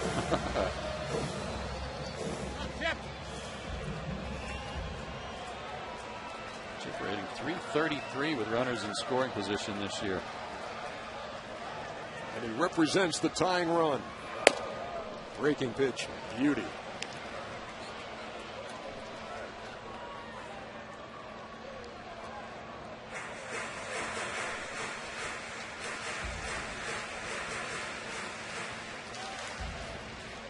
Chipper's flied out to right, and he doubled in the 3rd.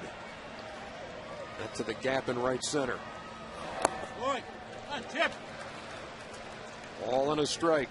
Runners at first and 3rd. I don't know if Jaso's checking his equipment or checking his elbow. I guess it was the elbow.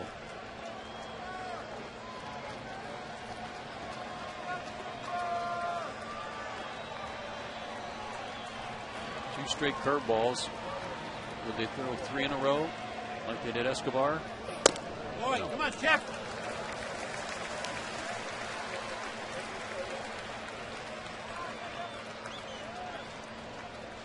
Good look at 38-year-old Chipper Jones.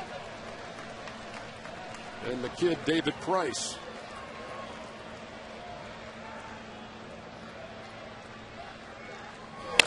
Took something off. Swing it, Chip. Prado hit the deck. Yeah, it was almost Martine's helmet that he took off. Come on, Chip. Watch Martine. This is why you take your lead in foul territory in case the ball hits you. Then it just hurts. It's not an out.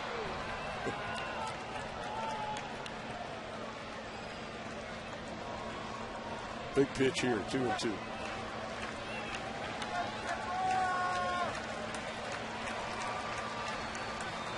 Boy. Down low. Full count.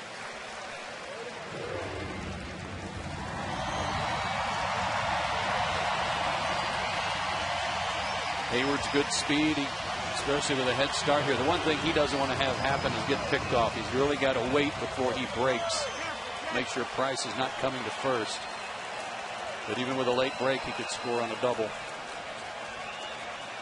3-2. Breaking pitch. Strike 3 call.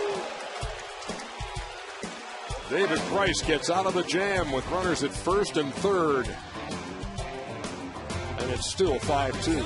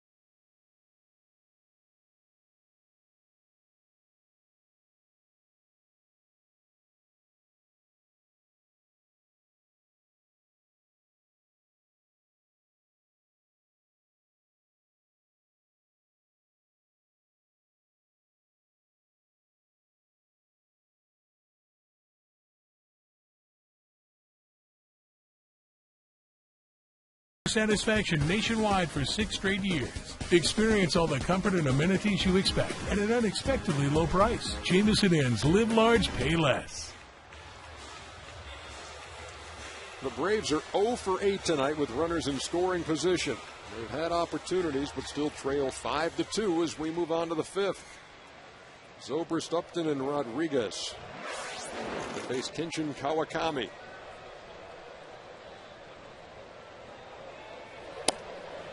And Zobrist takes a strike. He walked in the first and scored. Grounded to short in the second.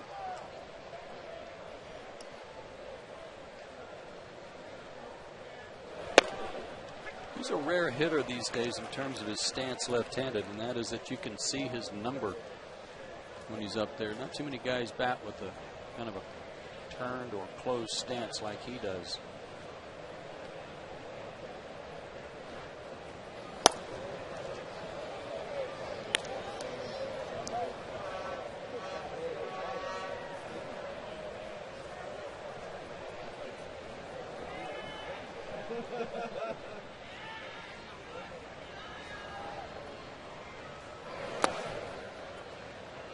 The way this game started, I don't know if a whole lot of folks would have thought that when you got to the 5th inning, Kenshin Kawakami would still be in there. Threw a lot of pitches in the first, allowed 4 runs, 3 of those unearned.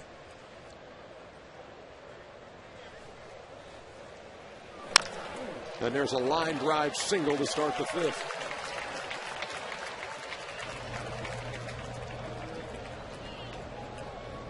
And again, another fast runner on base.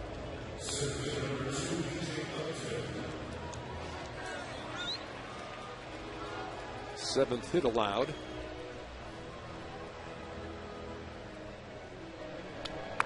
Here's Upton, who's doubled and struck out.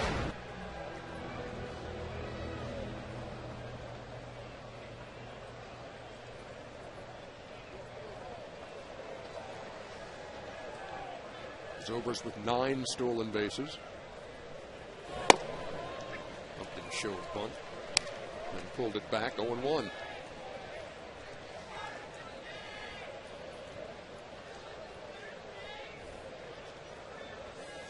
Not too many American League teams. I'd have to check to see if this team is among the league leaders in sacrifice bunts.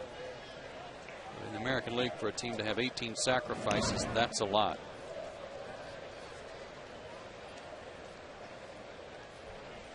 I'll have Cracker Jack Hal get on that.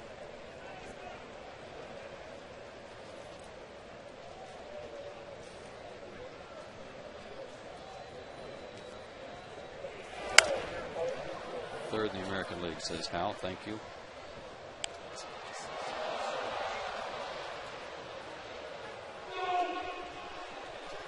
Texas, Oakland, and then Tampa.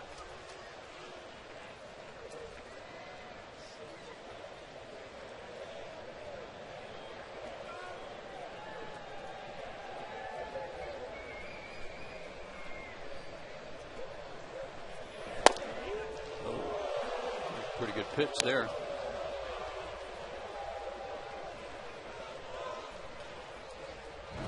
How close was it? Well, let's see if we agree with Bruce Dreckman. Might have stayed inside. Throw gets away. Off the tarp. Zobrist will hold at second. Third error of the night.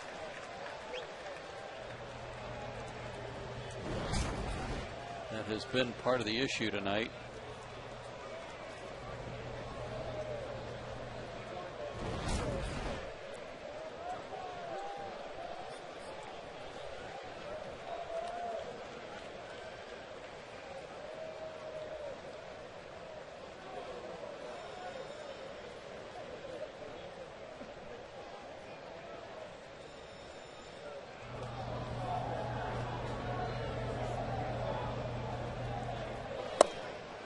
Pitch there.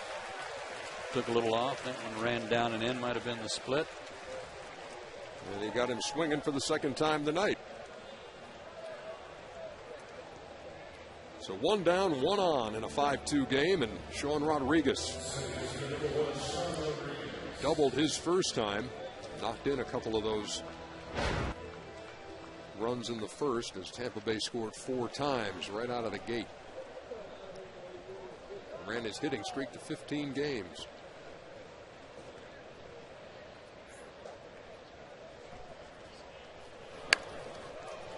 Bunts, and Kawakami cannot make the play.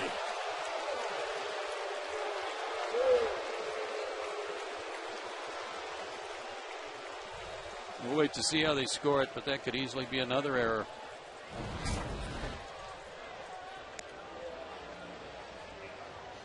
Not a great bunt. That's got to be an E. I mean, I don't know if he was trying to look up before he grabbed it, but it is an error. 4th of the night. Second on Kenshin in the inning. So runners at first and third.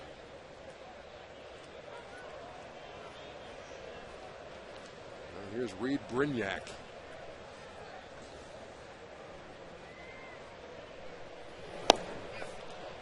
He also squared the bunt. Came up empty. And he was bunting for a base hit, not a squeeze, but would have gotten the runner in from third. Again, they can utilize their speed in so many different ways. If your head's up to it, you see the bunt, you don't have to break for the plate. You just got to wait for the guy to put it down. There's no way you could have time to adjust and get a fast runner like Zobrist. And you saw Tom Foley in the ear of Ben Zobrist down there at third, and now the Braves infield wants to talk it over. Brignac probably come as no surprise to you, from Louisiana, St. Amant High School, same one that produced Ben Sheets.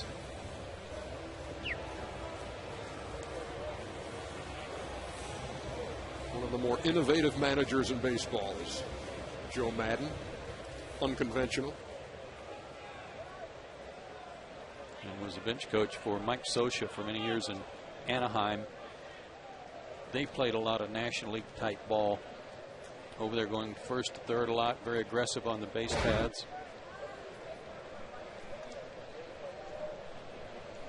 Good numbers for Brignac in this situation. A lot for Kawakami to think about out there.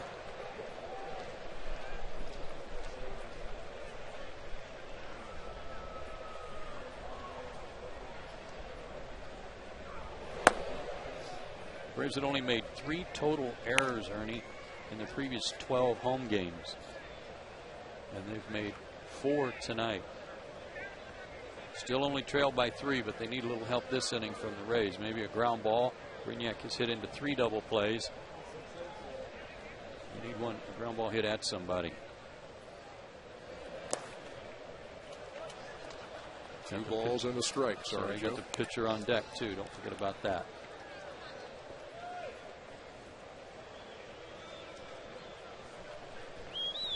Brignac was walked intentionally in the first, singled in the third. And bats with runners on the corners. And 1 down. The old American Legion play.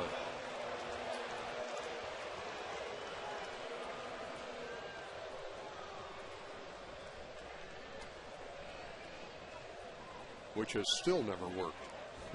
2-1. Count even at 2 balls and 2 strikes.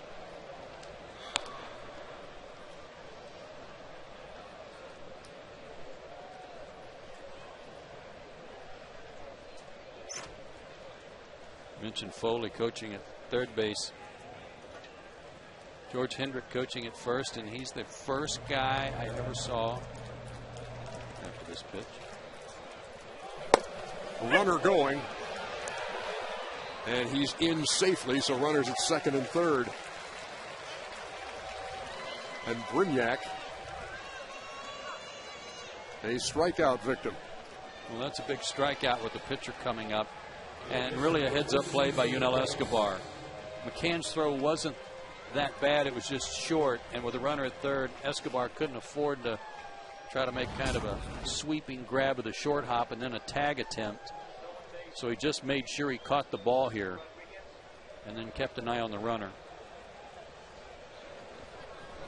George Hendrick, the first guy I ever saw to wear his baseball pants down on his shoe tops. You're right. Ever. So if you don't like that style in modern baseball players, there's the guy.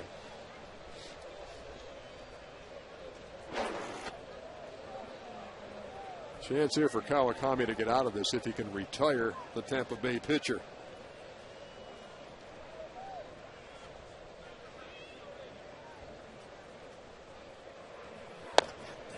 Oh, and 2.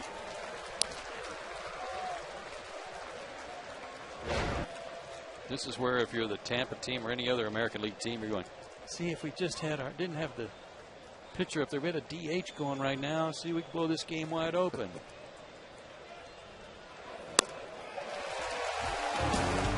He spun him around for the second straight time. It's still 5-2. We're going to the bottom of the 5th. Yes, I do enjoy watching you break.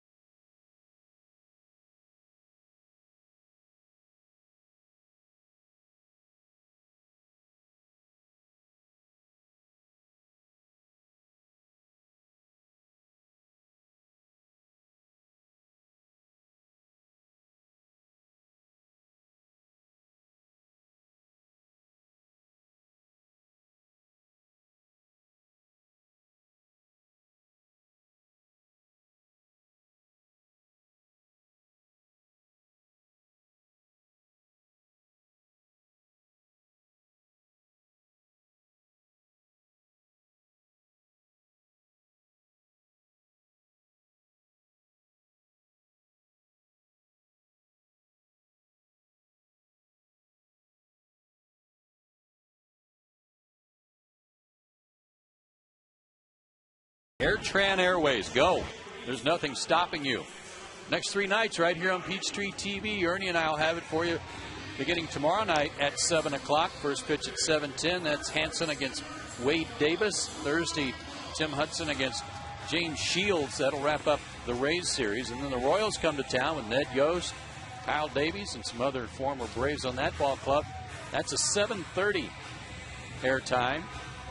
And in that game, that'll be Derek Lowe against Brian Bannister. Then Sports South on Saturday against Kansas City, and Fox Sports South for the day game on Sunday. And then the Braves head right back out on the road. They got a day off Monday and back to interleague play in Chicago to play the White Sox. But just a brief 3-game road trip before coming back home. Should be getting a look at Zach Greinke in that second game of that series against Kansas City.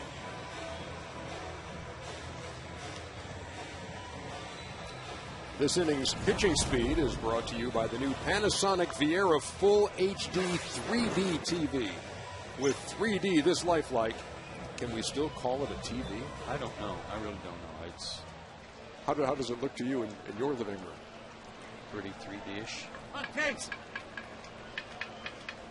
Get the specs. Here's Troy Gloss.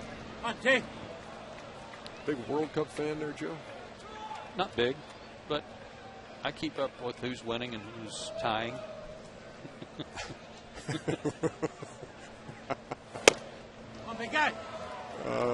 How about those horns, man? That's one thing I hope does not catch on over here.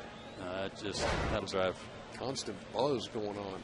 That's not good for a soccer, kind of a Midland soccer fan, you know. You don't want to hear that. I understand the BBC is going to put some kind of horn filter on their broadcasts.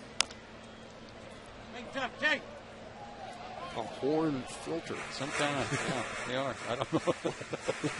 I don't know how it works. You'll have to ask Jim Budka. He knows all about that. I think it's called the mute button.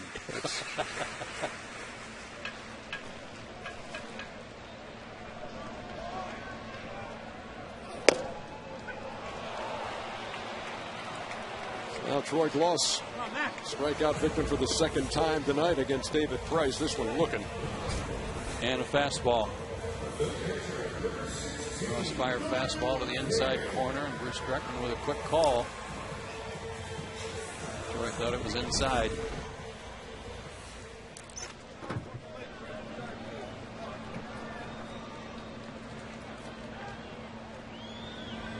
Here's Brian McCann. Rip, Mac.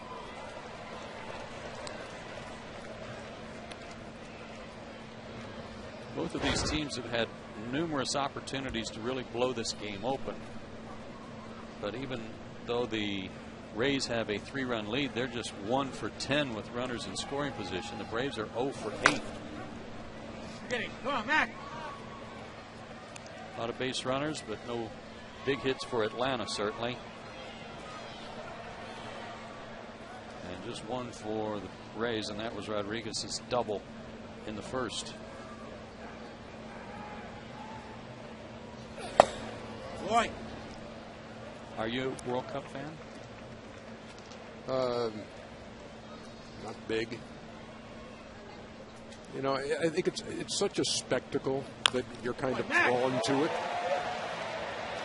And that's just fouled on the right field line, so you want to see it, and especially the setting of South Africa and that kind of thing, very special. And I got to have a little more scoring if I'm going to watch a sporting event. I'm sorry. Yeah. And, I think that's probably why fans blow horns a lot, because there's very little else to do in a and 0-0 game. You and I could take one horn, and I could blow it for a while, and I hand it to you and say, "Hey, I'm going to go get the beers. You keep blowing." As a base hit to right. I say, if you think I'm blowing that horn after you blew it, there's no chance, pal. And then we go home. Yeah. Runner at first, one down. As Escobar steps to the plate.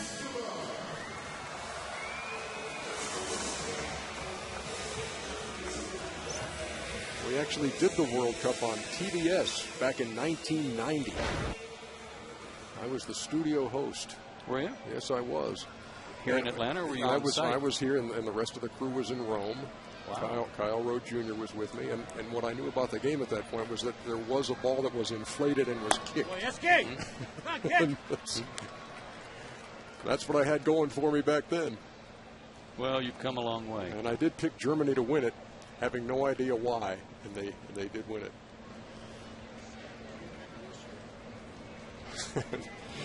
You know, Hal, we refer to you a lot, and can do without hearing you all the time. Who do I pick this year? Who did I see the other day that was really good? Could have been Germany. I'll go with them again. Boy. That's probably a good pick. There is Hal Galima, the one and only. Mm-hmm. He's probably taking Sweden. Are they even in it? He's taking Antarctica. There's a call again on the inside corner. That one was more of a two-seam fastball, though. That had a little backup action on it. I'm switching my pick, by the way, to Paraguay. That's a good one. Thank you. Boy. I'm pretty much bound by uniform color. You know, I just try to pick the team with the best colors. And apparently the Rays, you know, a lot of times they have themes for their road trips, and they were going with the World Cup theme this time, taking some jerseys with them. As Escobar goes down swinging. Number 6 for Price, and that one an off-speed pitch and a good one. Most of his strikeouts have been fastballs. I remember he got Prado with the bases loaded on a curveball down and in. That was a good off-speed pitch. Yeah, Joe Madden does that. There's some trips where the players all have to come. It might be a sombrero trip. Everybody's got to come with a sombrero. Where everybody wears all white. Mm-hmm. This one was World Cup. You had to wear a World Cup jersey. Brian McCann just stole second base. Heads up play. His third of the year. They weren't paying attention to him. Price didn't even look at him. He's in scoring position for Cabrera. Nice opportunity to steal a run right here. Big jump. And Melky wisely just moved out of the way. Well, that's having your head in the game. 3 out of 4 for Bryant.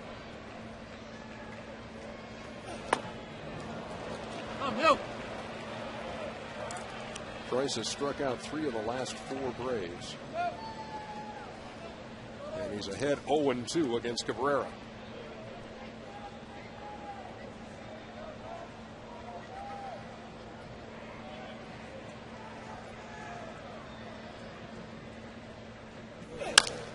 Up the middle and past Rodriguez into center. They'll wave McCann, and he's in there.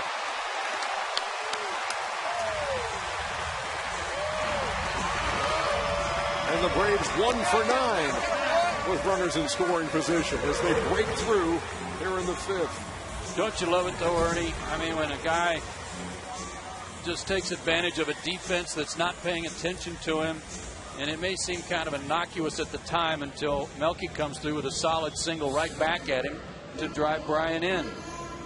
And if it hadn't been for Bryant's heads-up base running, be runners at first and second and 2 out, not really in that much trouble. But the Braves steal a run thanks to McCann's heads-up play. Cabrera's clutch hitting. And so now it's a 5-3 game. But he throws over now. At least once.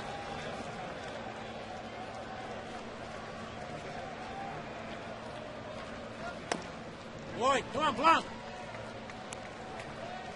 Blanco takes a strike. He had shortened up. Longoria came charging in from third.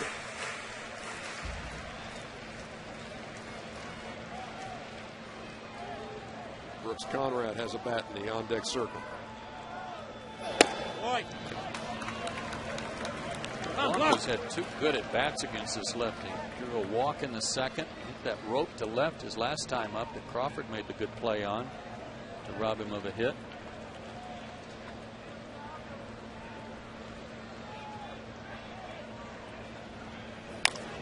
Boy.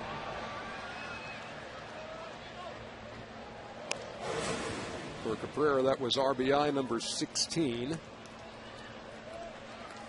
And for the Braves, who fell behind in this game 4-0 before their first at bat. The deficit now 2, 5-3. And we're in the bottom half of the 5th.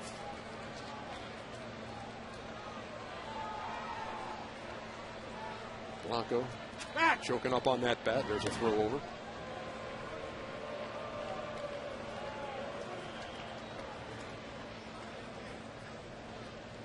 One and 2 is not the best count to run on, but it does serve one of 2 things. You either get the stolen base or you have Blanco leading off the next inning with a fresh count.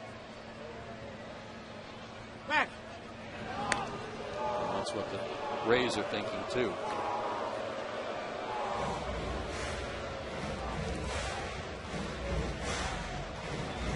And if you're Gregor, I mean, I know that he's been trying to go the other way and fight off anything inside, but you can almost look for the ball middle of the plate away here if they're anticipating Cabrera running. Come on, Boy. Off speed, missed. 2-2.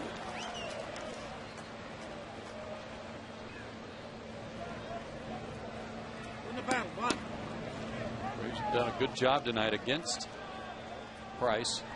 They're 5 for 13 when they have 2 strikes. Line drive toward right. Zobrist will play it on a hop. Cabrera holds at second.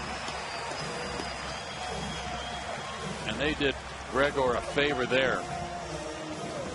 6 for 14 with 2 strikes, but a slow curve that didn't have really much on it at all and left it inside, and it was like putting it on the tee for Blanco.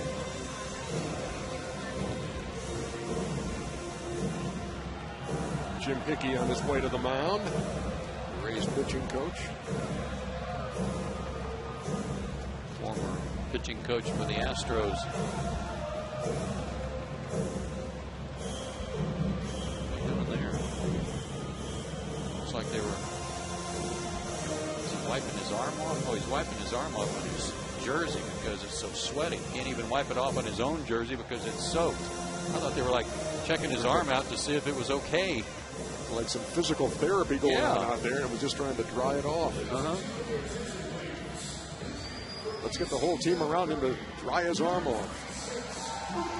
Well, it's certainly a lot more pleasant than it was during batting practice. And yes, the Braves did get a couple of rounds of BP in before they had to put the tarp on the field.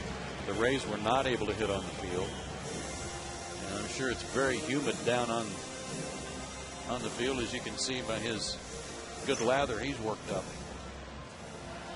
Boy, has Brooks Conrad come up big for this team on a number of occasions. And here's another opportunity for him right here.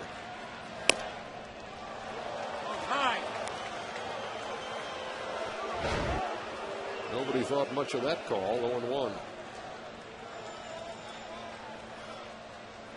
Con.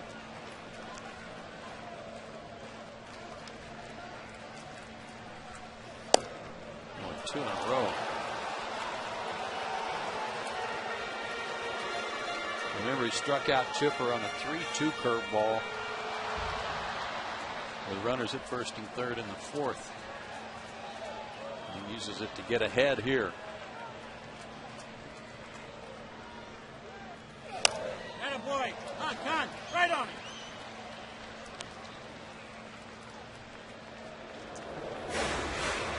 Schultz, the left-hander in the bullpen for Tampa Bay. Chris Wiesop, who was just called up. Yeah, and he's probably thrown a couple innings in the bullpen already tonight, getting ready. An interesting story, Chris Wiesop. He checked it. Wiesop had a clause in his contract that if he were not in the big leagues with the Braves by June, I think it was June 15th or June 14th, then they had to release him so he could go pitch for someone else. And he was pitching so well at Gwinnett, Braves called him up, sent Jesse Chavez back. The 1-2. Oh, look out. Cabrera caught off the bag at second, but with a dive got back in there.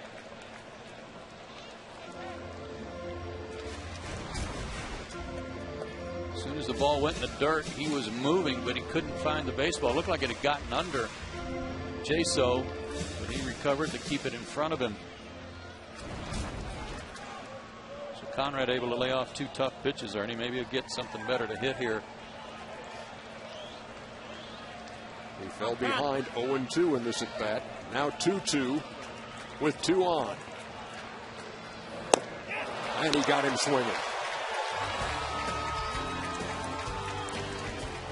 David Price allows a run, but just one, and he leads by 2.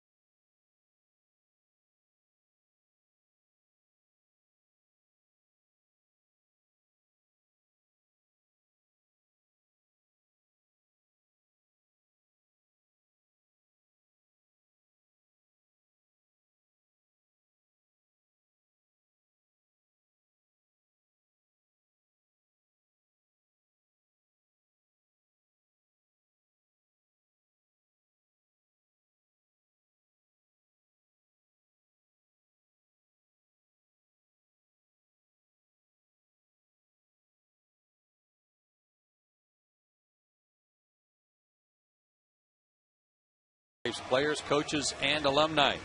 For tickets or more information, visit braves.com/gala.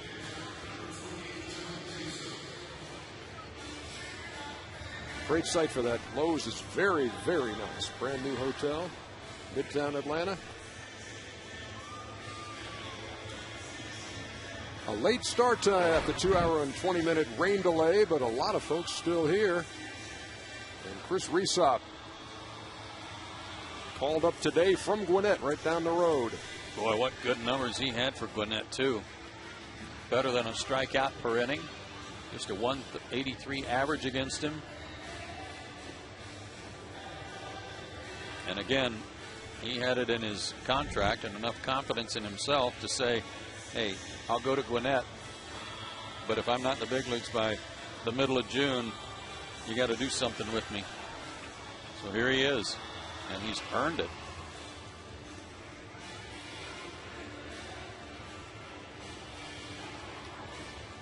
He was with Atlanta for 16 games back in 2008, all in relief. An 0-1 record, a 5.89 ERA, just worked 18 innings. So this is his second tour of duty with the Braves, and pitched to the last year and a half in Japan.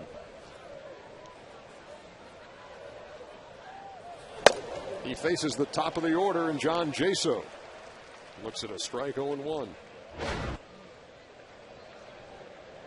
Jaso is the Rays leadoff hitter, and this is the 4th time, and now in the 6th inning, that he's led off an inning. Into left field for a base hit. And he hit that one right off his thumbs.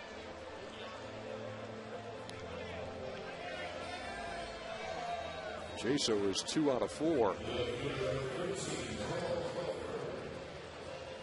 And he'd been struggling. He was 1 for his last 13, 4 for his last 23.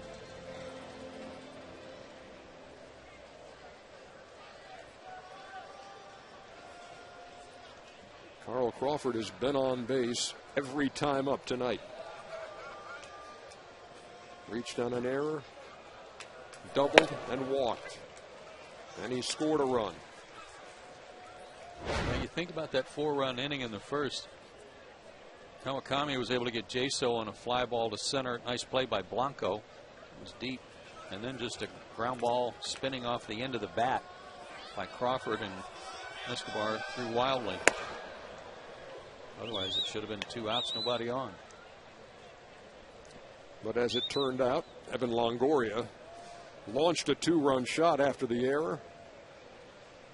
The Rays would score 4 times in that inning.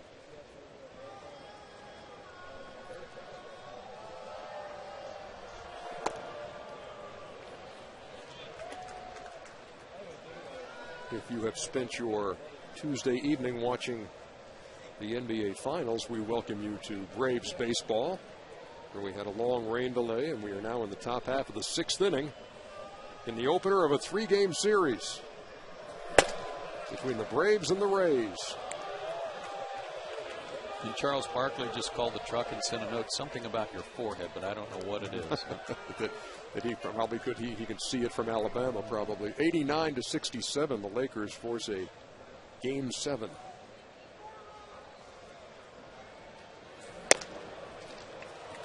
Now this is not a good start to the 6th. Base hit and a walk.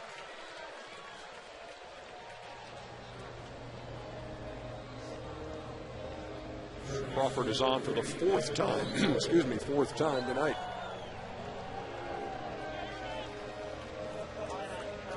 Resop used exclusively as a starter in Gwinnett. There's no room in the rotation for him here at the moment. So his work will come primarily out of the bullpen, and he'll have to readjust to that.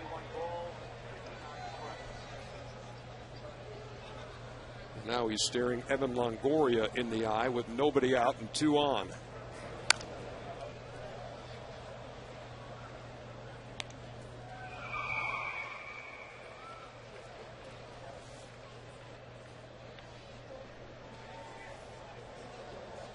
Longoria has now reached in 32 straight games with his home run in the first.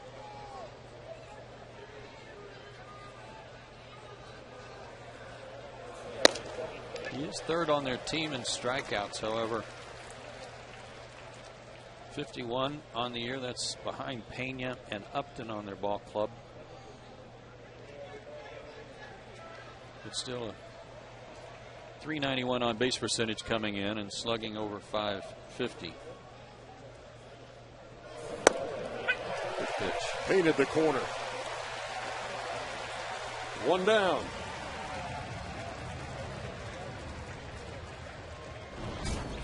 After the walk, comes right back. Good fastball, something on it to the outside corner. Good pitch. Longoria didn't offer it. Looked like he was having a good look at it. He just didn't have a. He had too good a look at it. Couldn't pull the trigger.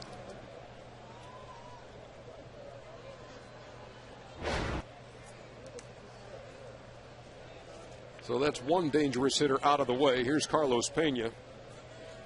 Still struggling to get over the 200 mark. The Mendoza line does have some power.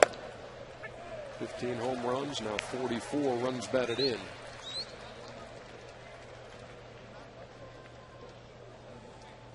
His sacrifice fly in the second plated the 5th Tampa Bay run.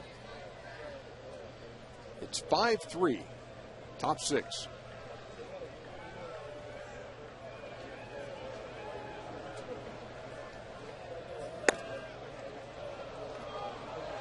Pena's last 3 seasons with the Rays have been outstanding, but his average has gone steadily down. In 07 he had 282, 46 homers, 121 RBIs. Then he hit 31 homers, 102 RBIs, but his average dropped 35 points. Last year it dropped 20 points, but he still hit 39 homers and drove in 100. So from 282 to 247 to 227, and now he's hitting under 200.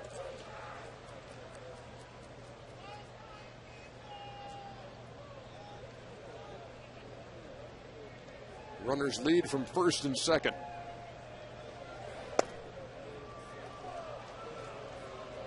And Pena ahead in the count 2-1.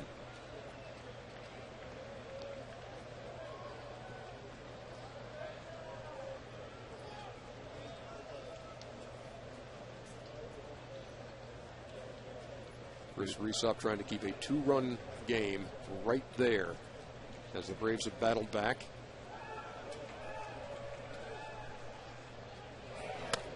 And you would think this guy, being a first baseman / DH, doesn't run all that well. Probably a candidate to hit into a double play if you can get him to hit it on the ground. Well, there's the problem. He doesn't hit many ground balls, and he's only hit into 1 double play all year. He's trying to hit it in the air and trying to hit it a long way in the air. This is a dangerous pitch, 3-1.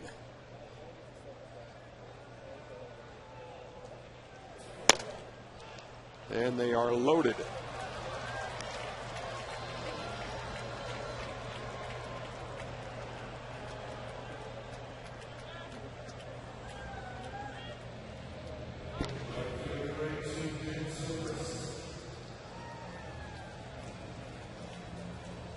So right into the fire on this day when he was called up from Gwinnett. Chris Rhysop, they're loaded with Rays here in the 6th. 1 down. And Ben Zobrist.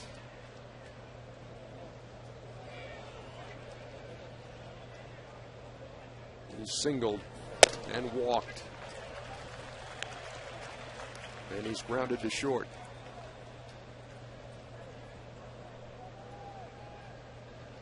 Good thing there to get ahead in the count and try to dictate this at bat. Maybe force Zobrist to expand his strike zone a little bit. Going away again.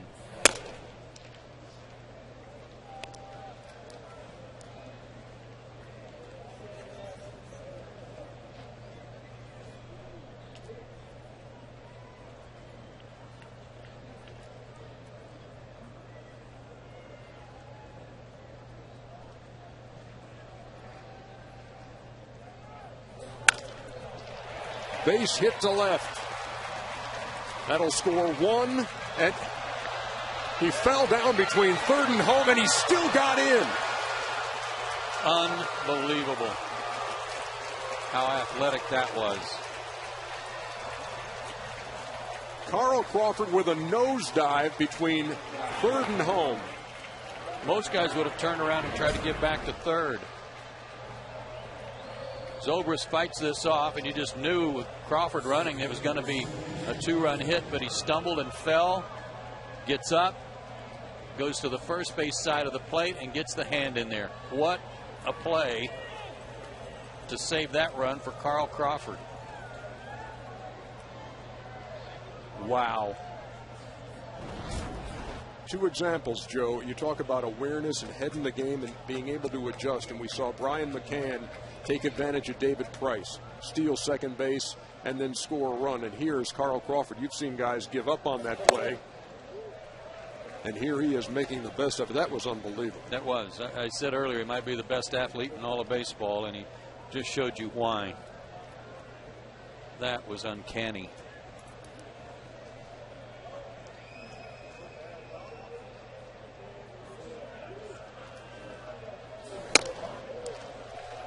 Threw that right by Upton. Boy, the damage done there by Ben Zobrist. 2-run single. And now it's a 7-3 game, Tampa Bay.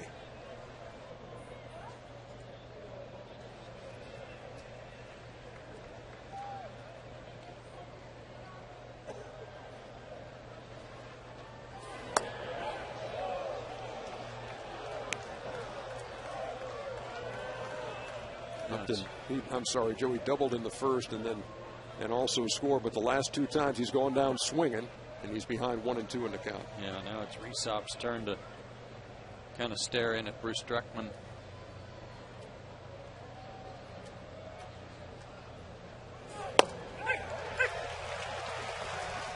That's 3 straight times that Upton's been set down.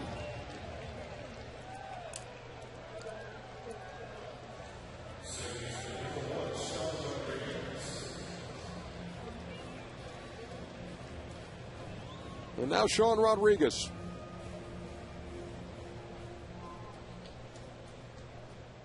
Doubled in the first, flied out to center in the third, reached on Kawakami's error in the 5th. Braves have made 4 errors on this night.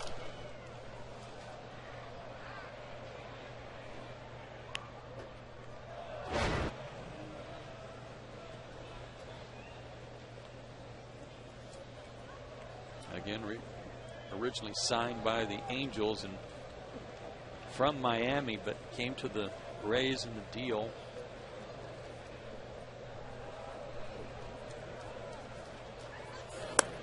Scott Kazmir, the left-handed pitcher, but brought 2 or 3 players with Rodriguez for Kazmir.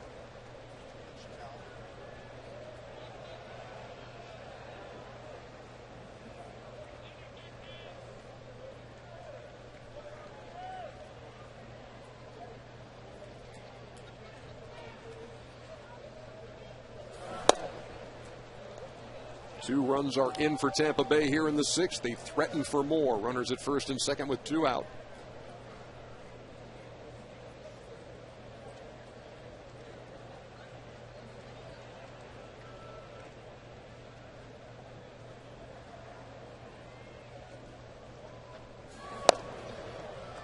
After last inning, when Price had to work so hard just to limit the Braves to 1 run,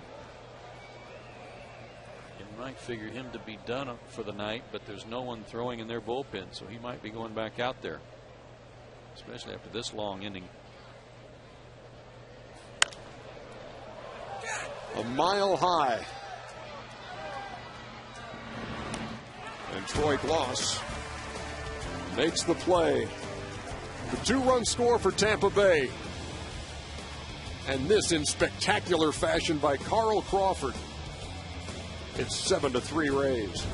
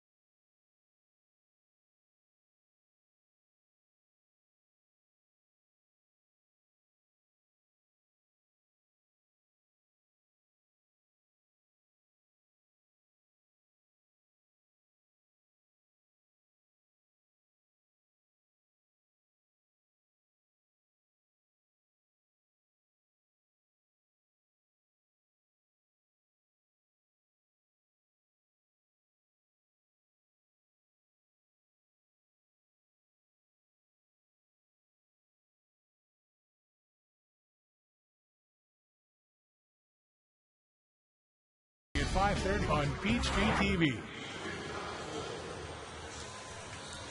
The night is over for David Price, the second pitcher for the Rays tonight. Grant Balfour, the fiery Australian. And you see his numbers in 25 games this season, an ERA under 2. And they're only hitting .210 against him. Yeah, and just 4 walks in those 27 innings, too. He's averaging a strikeout an inning, but with good control. Worked 2 innings Saturday against the Marlins. That was his last time out, and that was an outing that matched his season high. Right-handers hitting 188 against him for the year. Left-handers 250. Only giving up one homer. Some more interleague action going on tonight. The Mets over the Indians, and we talked about the Yankees beating the Phillies 8-3. Swisher went deep in that game for Roy Halladay, and so the Rays must win tonight to keep pace with the Yankees in the American League East.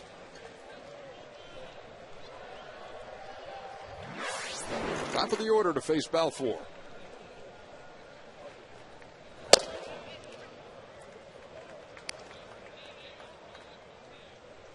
Martin Prado 1 out of 3.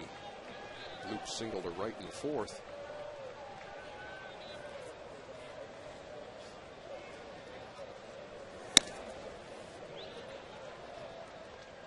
This guy's mid-90s, too. Rays pitching. Best starters ERA in the American League. Bullpen's 3rd. They've got a very good ball club.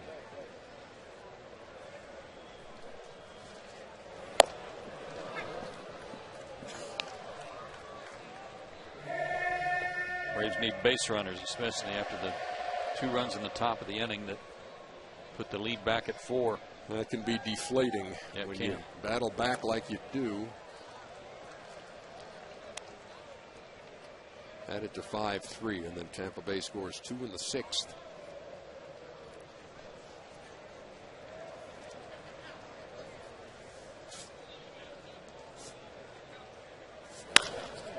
Grounded, up the middle, base hit. There's a start. 30th multi-hit game of the year for Martin Prado.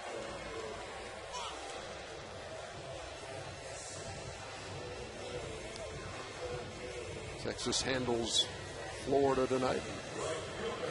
Hey, Colby Rasmus with another homer. He's playing great for the Cardinals. His brother Corey is at, I believe it's Rome with the Braves, and he made the All-Star team. He's a pitcher. Congratulations to him. We'll see Kansas City a 15-7 winner. They come in here this weekend. They are 15-14 under Ned Yost.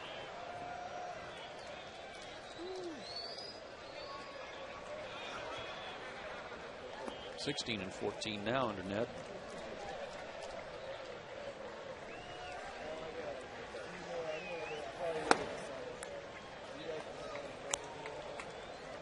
Jason Hayward is 1 out of 3.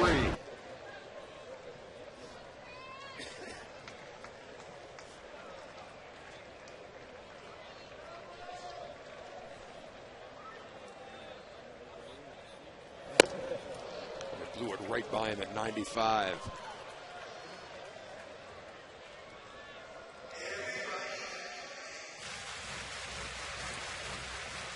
This guy will be a free agent at the end of the year, too.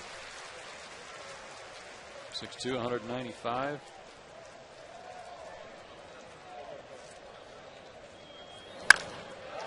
Toward right, base hit. Oh, Jason turned on that one. Like a high pitch. And he definitely threw some top hand on that one. His second hit of the night. Yeah, it was away from him, and he was turning, trying to pull it, but he got the bat going and got on top of that one. So the Braves are not going to lay down here, even though they had a little wind taken out of their sails there. That base hit by Zobrist in the top of the inning. And since there's no curfew, why not? Bring it on. Why not?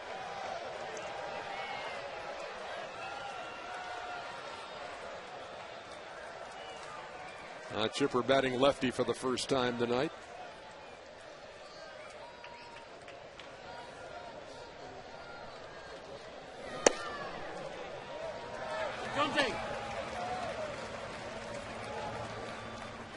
Balfour motions for Jaso to come out. They'll talk it over.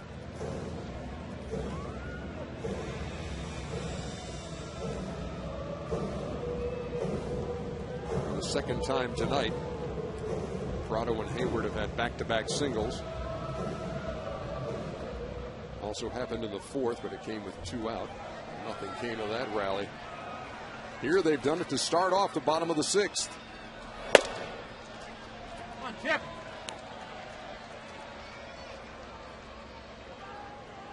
Good spot, just trying to keep the fastball away from Chipper. That one at 94. Had the outer third of the corner. Chipper looking for something middle of the plate in against this guy early in the count. He might drive. Actually shading him a little bit toward left field. Fly ball pretty well hit. Right at the edge of the track. Tracked down by Crawford. But Prado moves up to third, so they're at the corners with 1 down.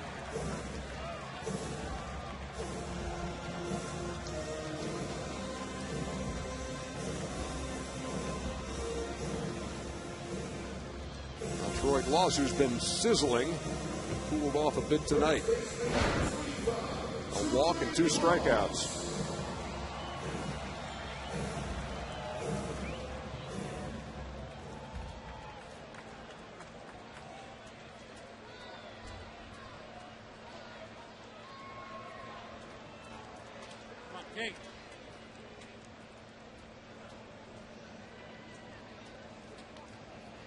Braves are kind of pinging them to death tonight. 1 run at a time. They need to have a big inning here.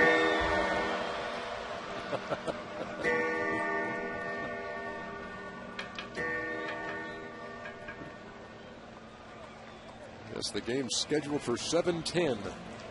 Began at 9:30. It's going to be a lonely trip back to Brazelton tonight. Come on, Jake.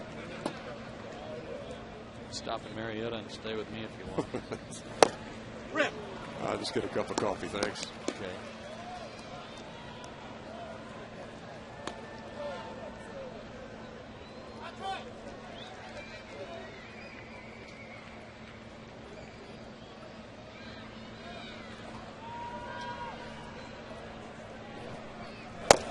Boy, come on, Jake. Braves a swing away from making this mighty interesting. Balfour started with the Brewers and got traded to Tampa Bay for Seth McClung.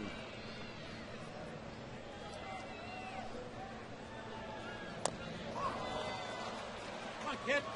He's close to balking. He's, especially on that one, almost quick pitch Troy, because I guess he came set, but didn't look like it. Braves have 10 hits tonight, 8 of those with 2 strikes. It's a 1-2 count to Gloss.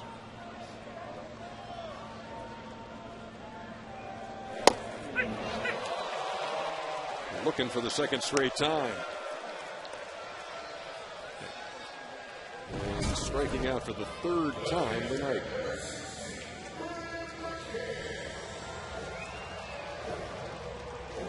Right there, might have been a changeup, but obviously caught Troy looking for something else.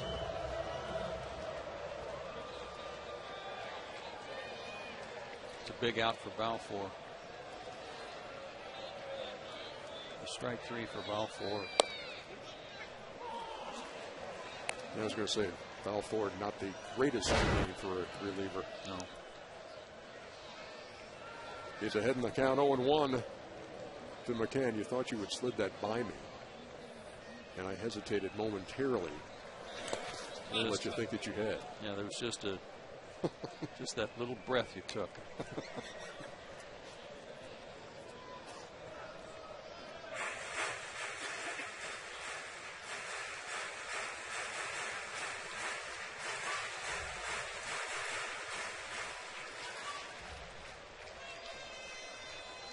odd-looking defensive alignment.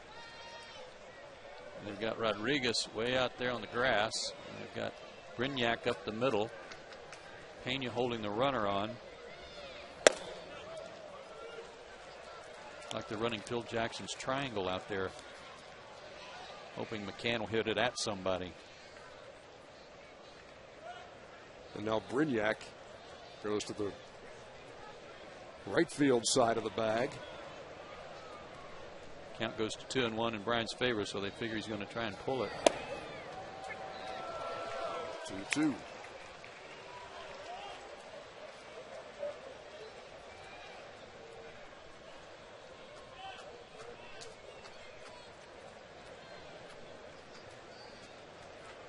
Brown will probably hit this right where Brignac was. Struck him out to end the inning. So the Braves again put 2 runners on, but nothing comes of it. And they trail 7-3.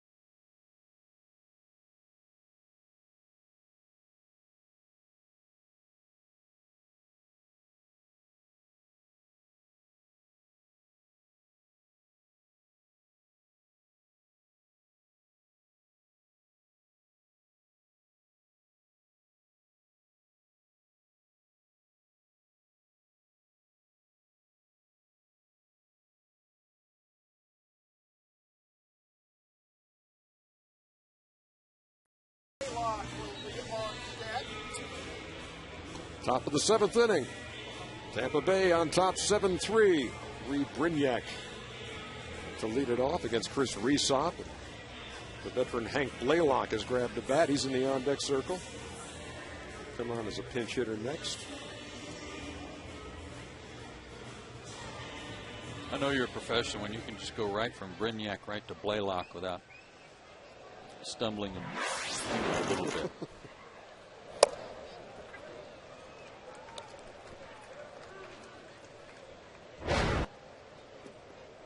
Brignac's been walked intentionally. He's singled. He's struck out. And that was tight. Ball on a strike.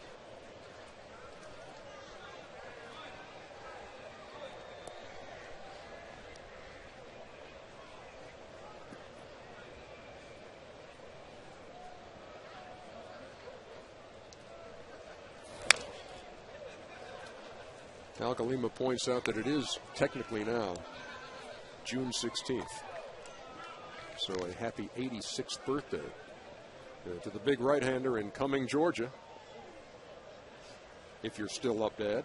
Big iron. I'm not going to assume that there's any type of recording device in use in the Johnson household. So I'll probably have to repeat that on the Wednesday night telecast. And I think that'll be totally permissible.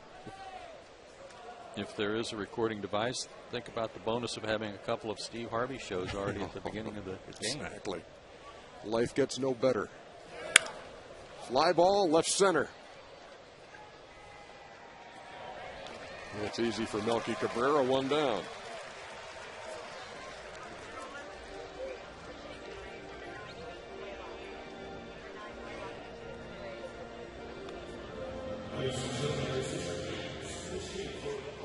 This guy's a good story, Hank Blaylock.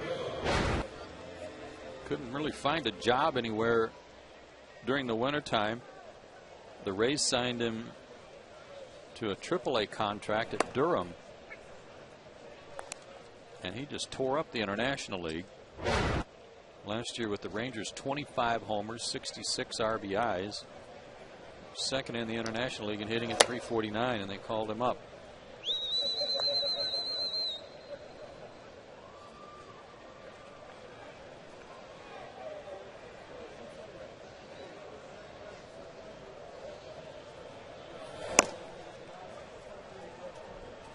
They called him up when they designated Pat Burrell for assignment. Burrell eventually was signed by the Giants, and he's playing pretty decent for San Francisco. Yeah, went deep last night.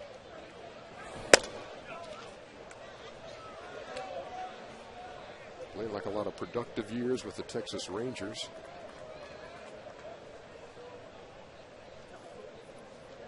Ahead in the count, 3-1. Down the left side, let's see if anybody's got a chance. Guy in the front row did. Yes, he did. Nice play. Bad hat, nice play. But the Yankees did the Braves a favor tonight. They beat the Phillies. Nothing to it.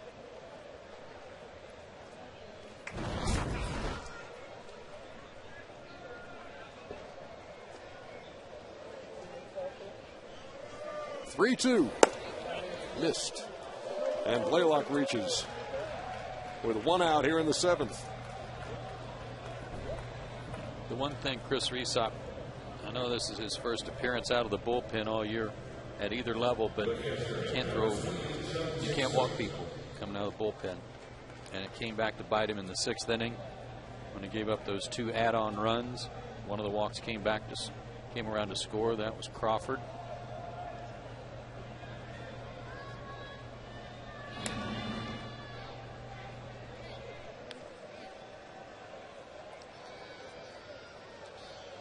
Especially in a situation where you're down and trying to hold them right where they are as your team has tried to claw their way back in.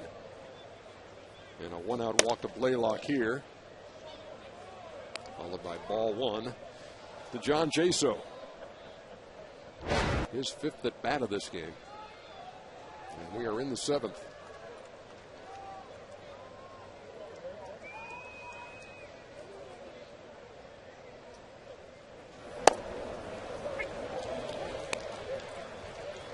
Mets continue to play good baseball. They came from behind to beat the Indians tonight 7-6. They've won 5 in a row. And that was a road win. They swept the Orioles on the road. That was no big surprise. And we talk about how competitive that AL East race is with Tampa Bay and the Yankees and the Red Sox and Toronto, but the National League East, 6 games separating every team in the division as the night began.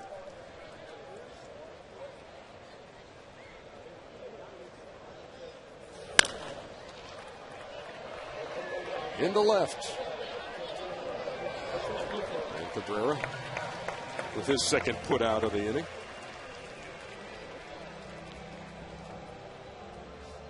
The Nationals now 6.5 back, Joe.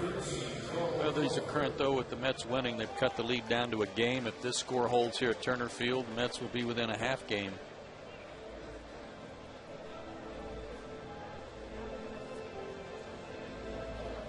I see the Phillies at 32-30. And without Jimmy Rollins.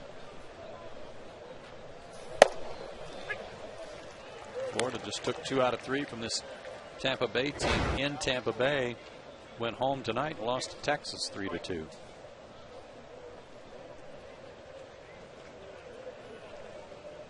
Carl Crawford has been on every time up tonight and has made the signature play of this game when he fell down between third and home and still scrambled to his feet and with a dive scored the 7th run for Tampa Bay.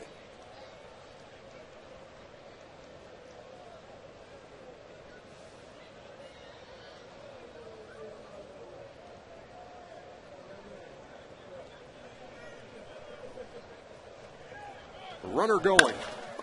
Fly ball, right center, past Hayward. Look at Crawford. He will motor into third as the run scores. It is 8-3. And a stand-up triple for Carl Crawford. What a night. I think Jason lost that ball in the lights too, Ernie. As he was getting closer to it, he kind of put his hands up almost in self-defense. I think he ran right into the path of the lights. This ball was smoke. Breaking ball, and he went down and got it, jumped off his bat, and there was Jason with his hands in the air like, I can't see it. But you got to get it in quick because this guy can absolutely fly.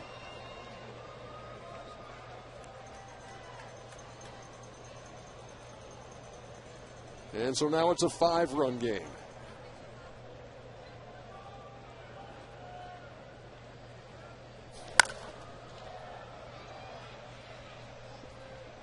If you're like me and you like watching guys run, watch this trip. Big strides. And that was easy, and he heard everybody in the dugout yelling after the relay got away from Martin Prado momentarily.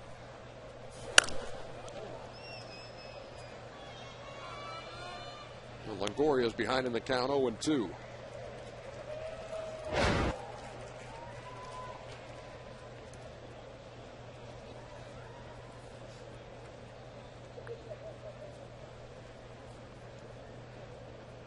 Rays with their biggest lead of this game now, 5 runs at 8-3.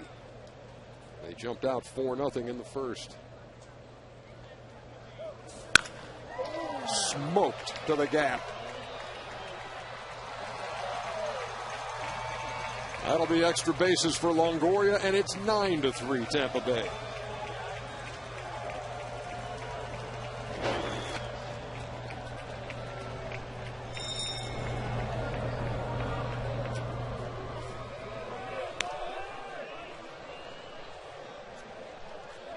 Six extra base hits for the Rays tonight.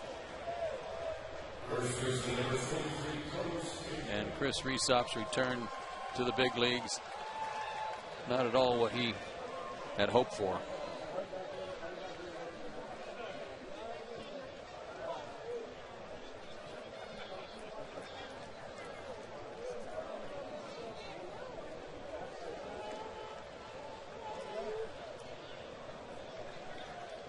Here's Carlos Pena.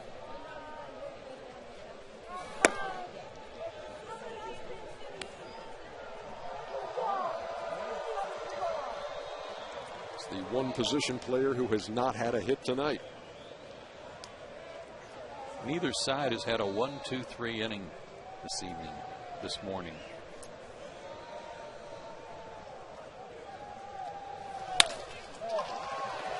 And there's his first hit of the night. And another Tampa Bay run. They're in the double digits.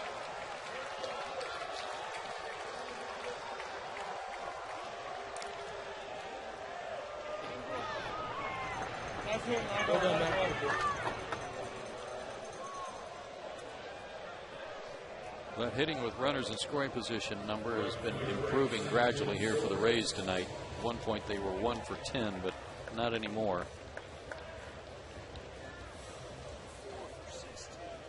4 for 16. Thanks, Hal.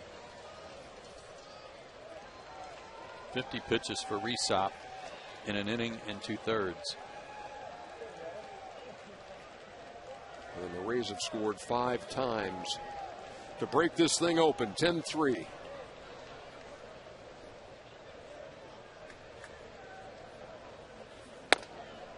Little tight to Zobrist. 1-0.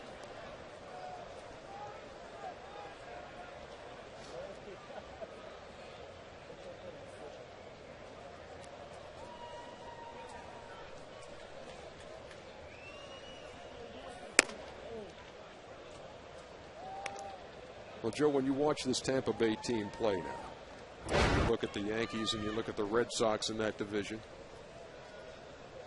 where do these guys fall? Well, I think talent-wise, they're right there with the Yankees. The Yankees lineup is solid, loaded, versatile. You know, A-Rod's hurt right now, so he's missing in action, but he'll be back out there soon, they hope. I think this is a better lineup than Boston's. And their pitching is proving to be better than anybody's.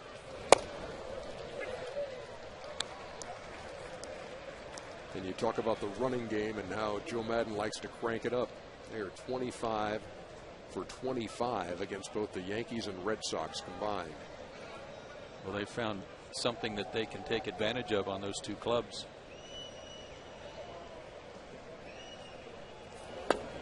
And that means they don't have to hit a home run to win the ball game. They can swipe a base and get a single and still score.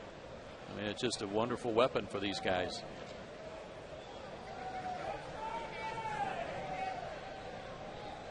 And at the top of the order, it starts with Carl Crawford.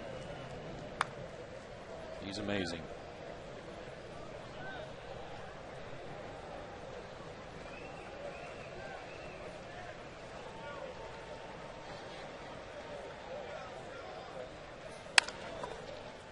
Zobrist taps it towards second.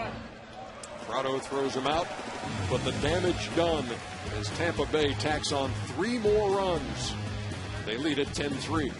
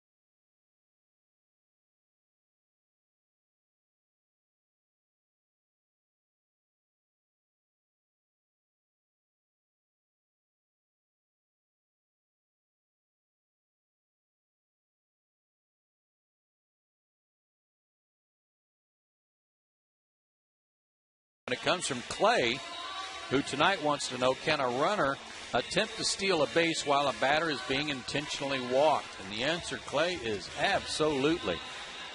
Pitcher might even throw one over the catcher's head accidentally, and you can advance on a what would be called a wild pitch. But yes, you can try and steal.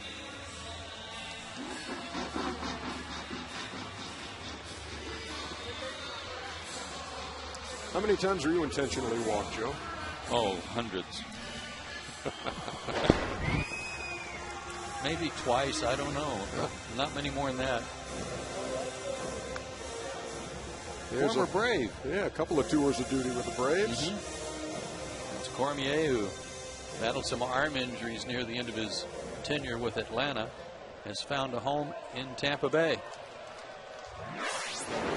And he will face Yunel Escobar. First pitch, right back up the middle. Base hit.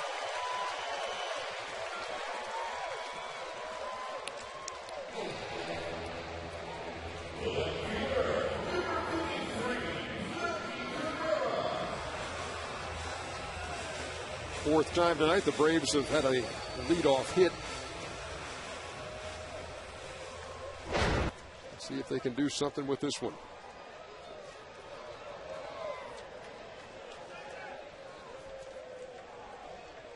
Melky Cabrera is 2 out of 3. Cormier last year used primarily as their long man, and as a result, he led all of their guys in the bullpen in innings pitched with 77 and a third innings. That was 10th highest in the American League.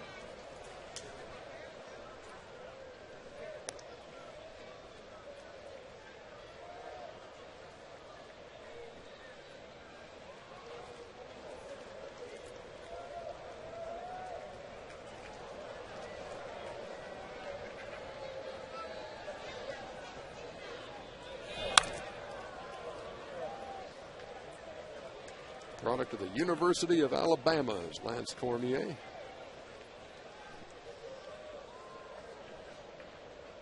He is the third Tampa Bay pitcher. Started with David Price, who worked 5, threw over 100 pitches. Brant Balfour threw the 6th. And now Cormier working in the 7th.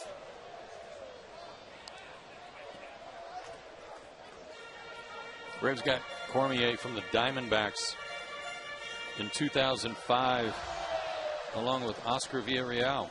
Remember him? In exchange for Johnny Estrada.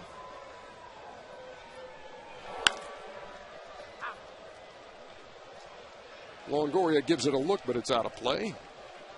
No balls and 2 strikes. Tampa Bay Rays coming into this game tied with the Yankees for the best record in the American League. The Yankees winners over the Phillies tonight. And Tampa Bay trying to take care of business here at Turner Field in the first of 3, leading 10-3.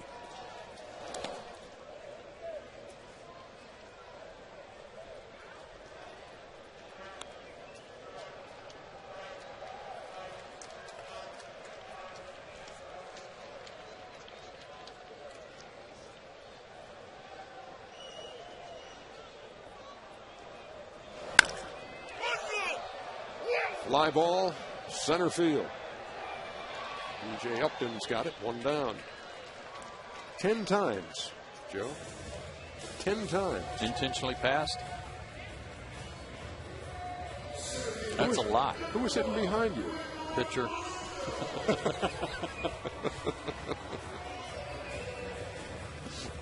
You were too quick on the trigger with that answer. Well, almost every one of my at-bats came in the American League, so that couldn't have been the case.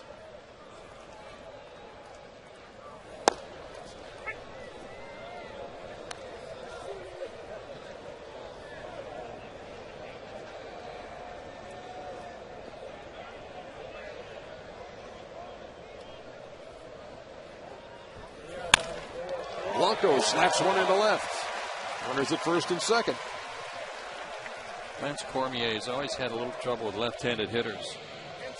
Because his fastball, while pretty good, they'll tend to sit on it because he doesn't have anything hard enough down and in slider-wise to get him off of his fastball. He's always had a good curveball, but even this year, lefties are hitting .321 against him. And here's Eric Hinsky.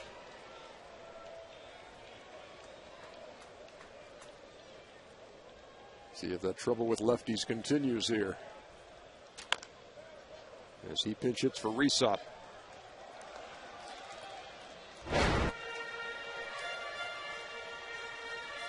Braves pinch hitters have done such a great job all year long.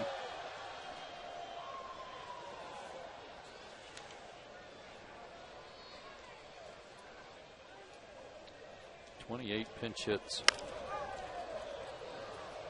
A little nubber that Longoria will track down behind the bag. 2 down.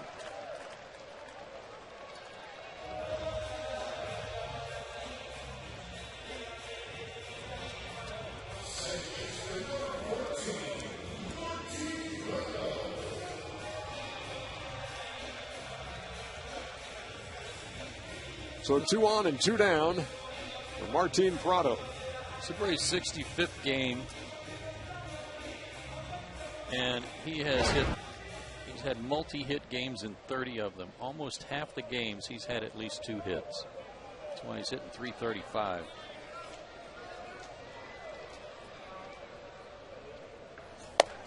And the leadoff spot is the only spot in the order he did not hit in last year. He is the Braves' leadoff hitter. Came in hitting .332, which is number 3 in the National League. Had a couple more hits tonight. 2 out of 4.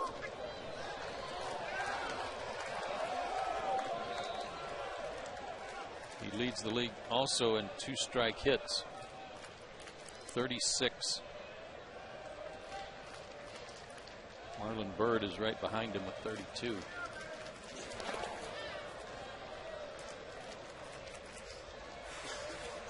Marlon Byrd and Martin have been kind of swapping places back and forth, leading the league in hitting, and we saw Byrd get off to a good start here to start the season with the Cubs, his new team. Andre Ethier has moved to the top spot now that he's gotten enough at bats to get back into the qualifying area. Ethier, Byrd, and then Prado. Yeah, the pinky injury to Ethier sidetracked him at the worst possible time. Though he is off to a sizzling start.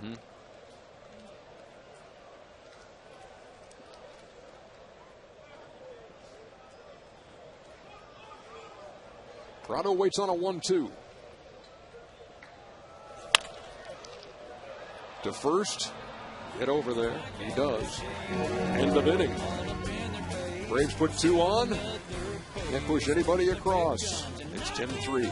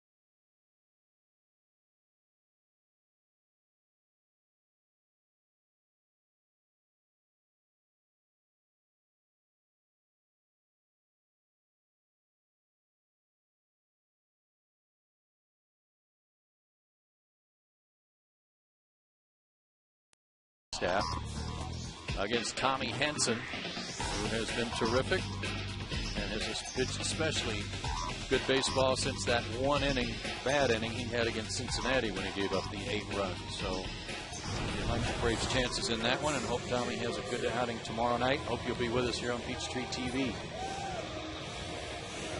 David Ross behind the plate now as we move to the 8th. And Craig Kimbrell on the mound in a 10-3 game. Just his 7th game, and I sure like watching this guy pitch. First pitch driven to right. And Jason Hayward there, 1 down. His 3rd outing since he came back from Gwinnett. He worked 2 innings, gave up 2 hits and a run, struck out 5 in those 2 innings since he came back. But he can fire it. If you've never seen him pitch, he's in the mid-90s.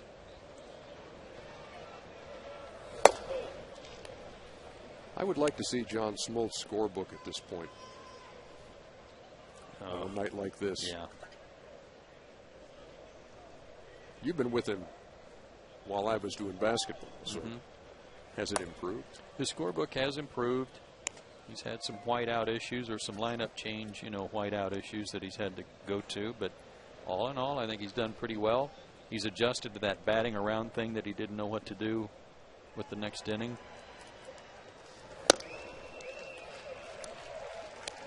Scorebook way better than the joke, so. Well, it depends on your appreciation for bad humor. Or for fine humor.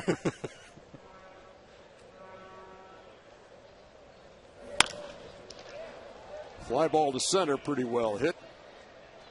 Blanco wraps it up, 2 down. Joe, we're still looking for that first 1, 2, 3 inning. Yes, we are, sir. Come right here.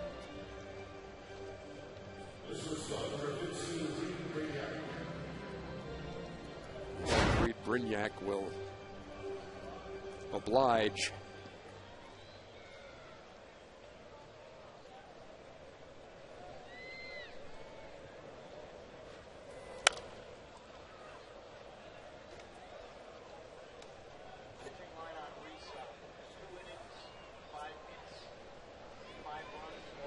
Two-hour, 20-minute rain delay, and losing by 7 this late. It's kind of like you're now wishing, why didn't the rain really come? One more shower. Yeah. Some hardy fans who have stuck it out.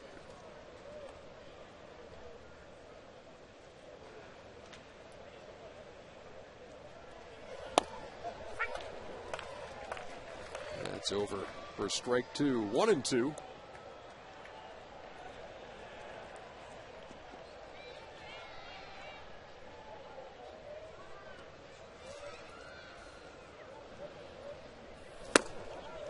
One, two, three, buddy. How about that? Woo-hoo. Stop the game. Give him the ball.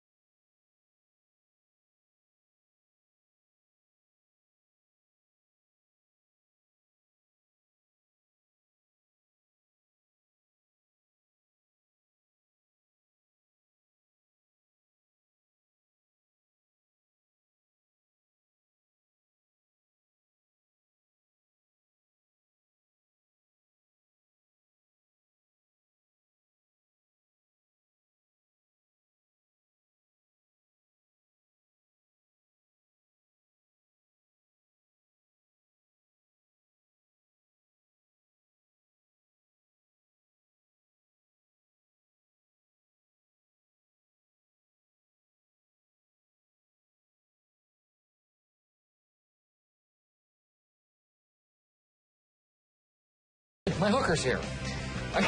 The Office, Wednesday at 6 on Peachtree TV. This was a 5-3 game going to the 6th inning. And Tampa Bay scored 5 in the 6th and the 7th. And now it's 10-3 as we move to the bottom half of the 8th. Jason Hayward to lead things off for Atlanta. The opener of a 3-game series between two of the teams with the best records in Major League Baseball.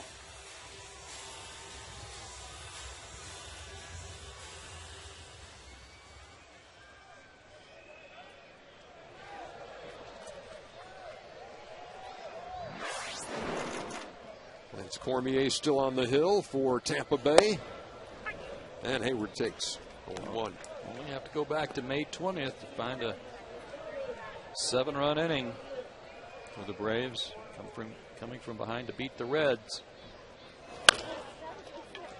Towards second. Rodriguez throws him out, one down.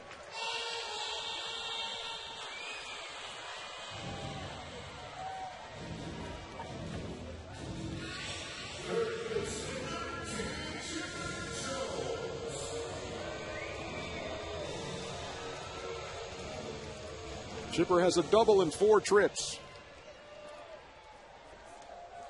30,448 here at the ballpark tonight, withstanding a long rain delay and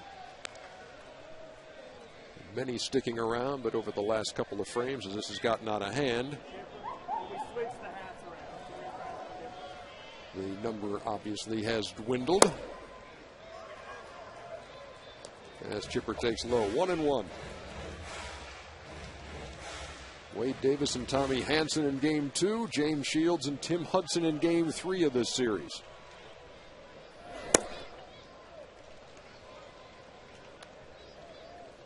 Chipper's 2 for 2 in his career against his former teammate.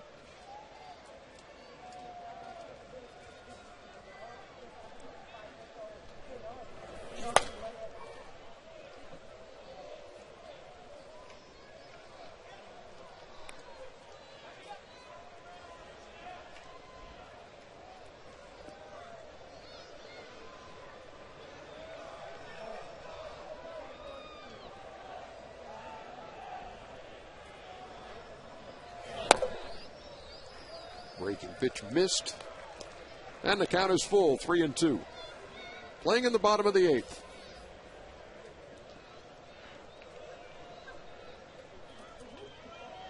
Lance Cormier, the 3rd Tampa Bay pitcher, facing Chipper Jones. And we were talking about John and his scorebook, John Smoltz. This would probably be a good time for him to work in some of his material. Oh, this would be a bonanza, a night like this. Well, he's probably got a joke that somehow is bonanza related. Well, his friend Jeff Foxworthy has purchased a number of joke books just in case he runs dry. Oh, is that where they're coming from? Well, they will be now. Oh, okay. Just in the event that. Well, that's probably because Jeff heard some of the material being thrown out there and said, "You need some help, boy."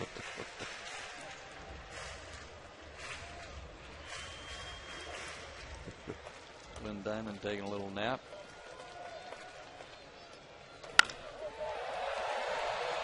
Driven to right center field and deep, and Chipper has gone yard.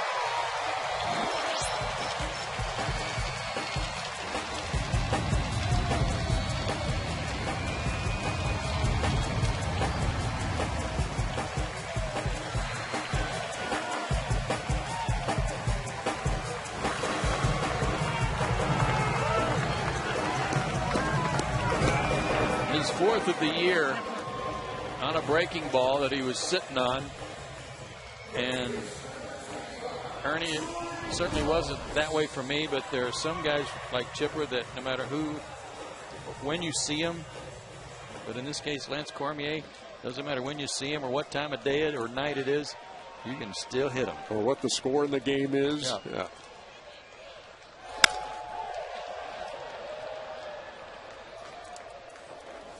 Troy Gloss fouled that one off down the right side. Solo homer for Chipper. Makes it a 10-4 game. Second homer allowed by Cormier in his 26 innings.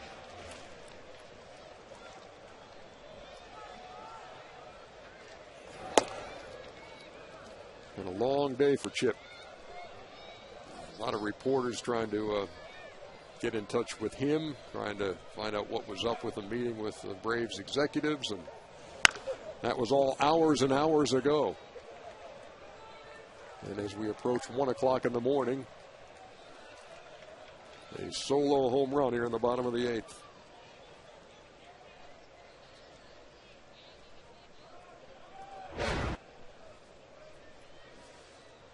Troy has yet to put the ball in play tonight. A walk and 3 strikeouts.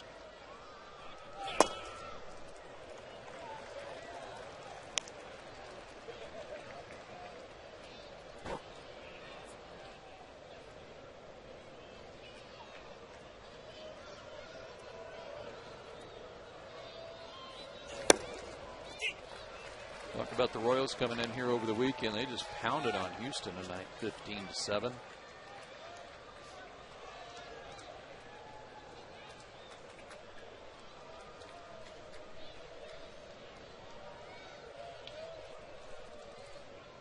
(3-2). Ross stays alive. David Ross in the on-deck circle.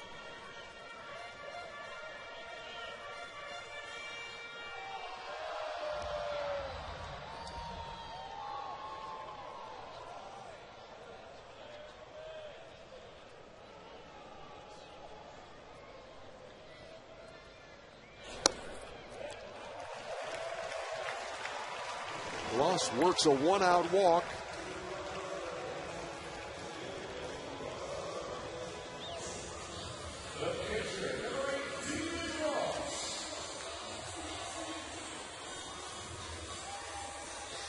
So here's David Ross. Came on defensively for Brian McCann. His first at bat of the night.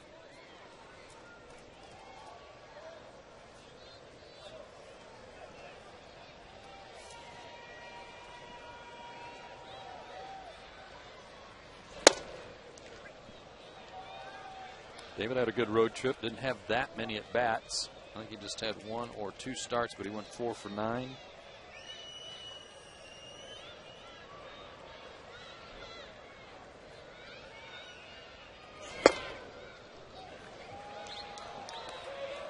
Quickly falls behind 0-2.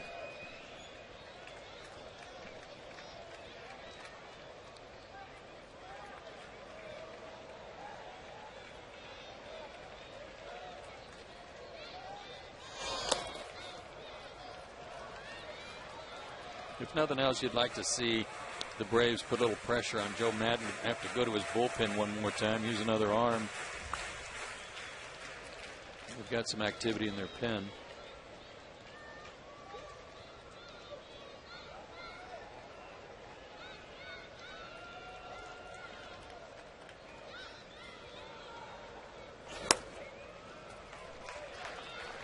Ross takes it's 2-2. Wade Davis, who we'll see tomorrow night, as Georgia ties. Cousin is Jody Davis.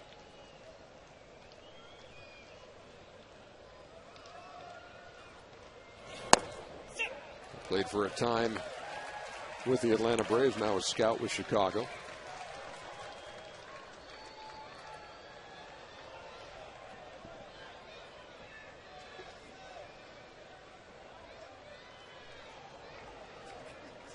Good at bat here by Ross to run it back full. Jim Hickey getting all wrapped up in that telephone cord back there in the Tampa Bay dugout.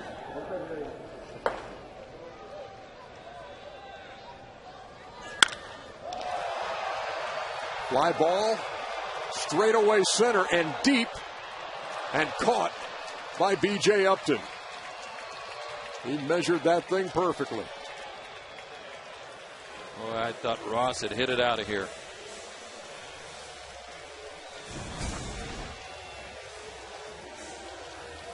Upton checking to make sure he had enough room, and just enough.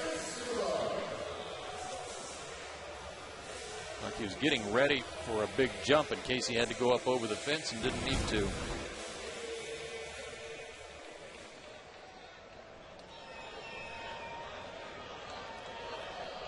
So 2 down with a runner at first in a 10-4 game, and here's Yunel Escobar. Had a couple of hits tonight.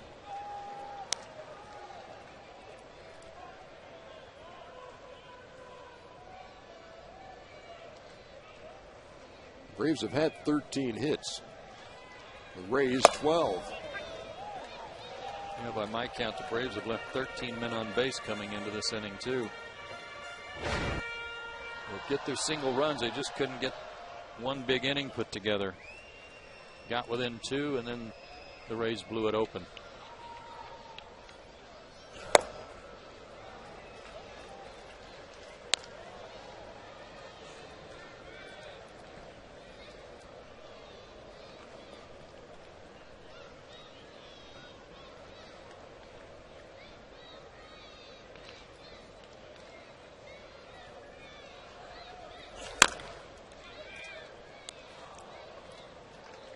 1-2 to Escobar. Bottom of the 8th. On a late night in Atlanta. Nearing the 1 o'clock hour. How's that basketball gig looking right now, buddy? 3 hours and 20 minutes. On this one right now.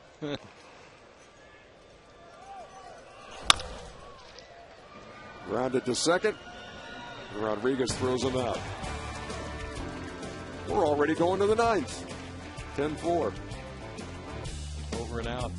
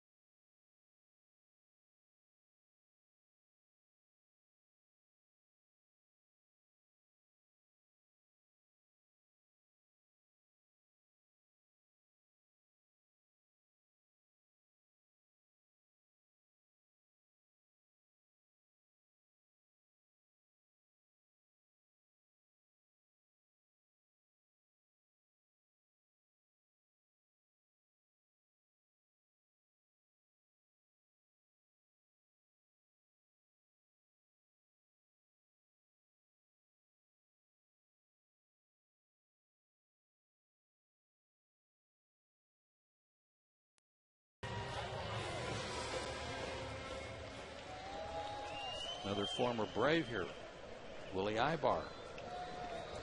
He will pinch hit to lead off the 9th.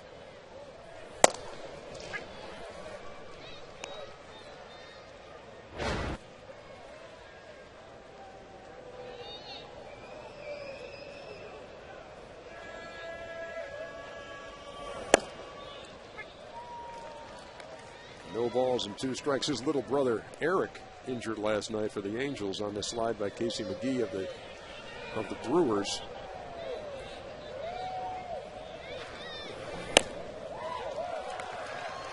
And Kimball makes quick work of Ibar. Did you see anything wrong with that play last night? Oh, no. It's a hard one. I know McGee had been hit by a pitch, went in hard, but went right over the bag. Yeah, he did.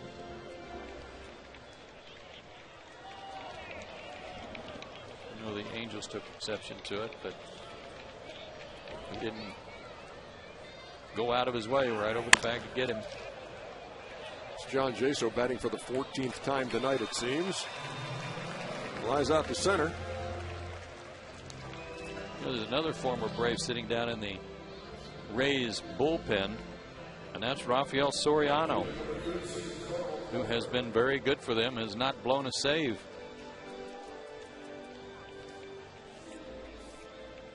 Rafael 16 for 16 on the year, a 1.52 ERA. There's Rafi.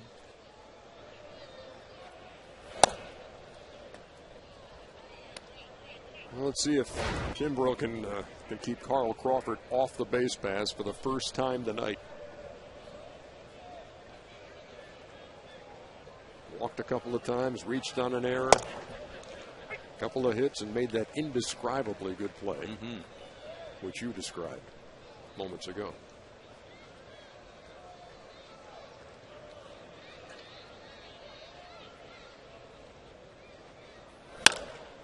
This guy's not some scat back type, you know. He's not like a little 5'9", 180-pound whiz. He's 6'2", 215.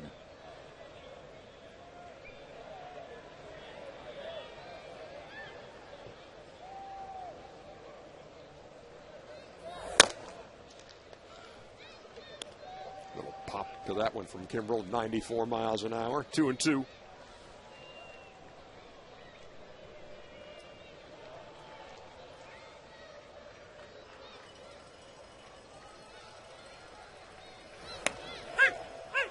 Oh, my. Goodness gracious. David Ross brought that one in from the Tampa Bay dugout. We're going to the bottom of the ninth. Wow.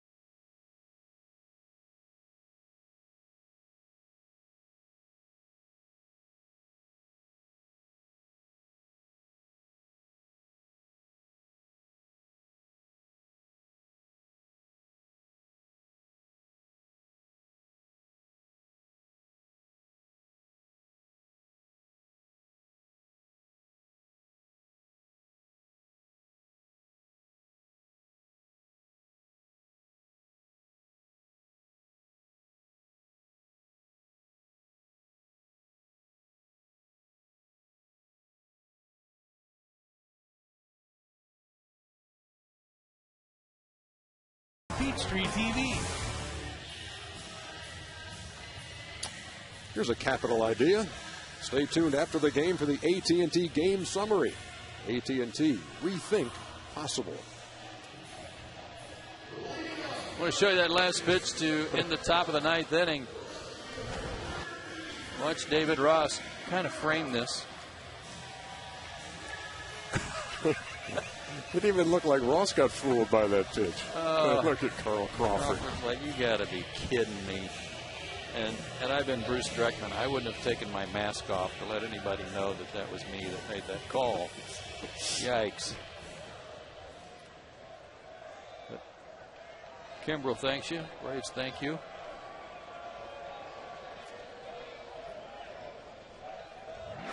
Well, we're in the bottom of the ninth in a 10-4 game. Who knows? Andy Sonnenstein on the pitch for Tampa Bay. When they went to the World Series, he was a solid member of their starting rotation. Lost that spot to Wade Davis in spring training this year. Cabrera rides one to right. Zobrist is one down.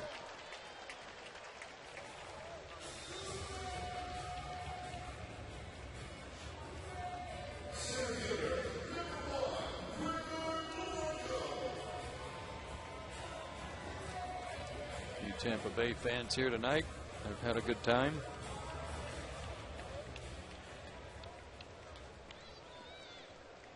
Gregor Blanco with a couple of hits to show for his night's work. He had some good at-bats tonight. I mean, notable at-bats against David Price, who doesn't give up anything to left-handed hitters. But a walk, a line out, and a single.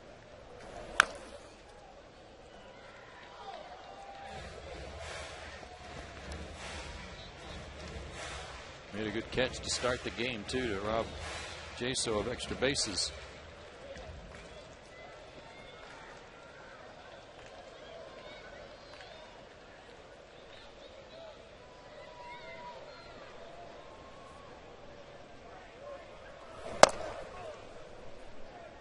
Missed outside.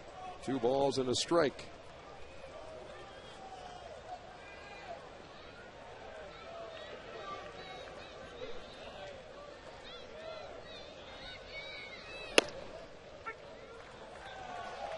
Brandon Hicks has a bat, waiting on deck.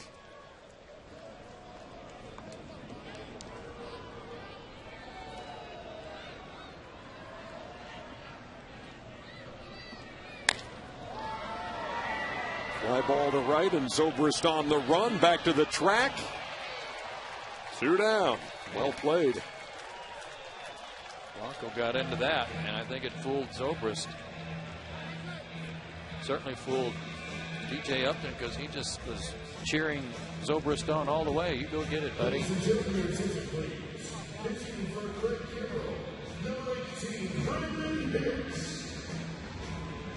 The Braves down to their final out in a 10-4 game. Brandon Hicks recently recalled from Gwinnett.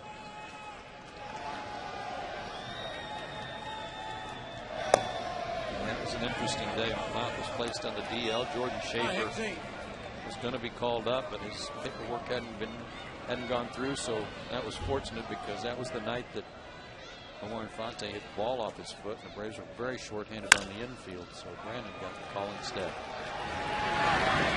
There is the last pitch of this one. At 1 o'clock in the morning, after a 2-hour and 20-minute rain delay, Game 1 of this 3-game series goes to the Tampa Bay Rays.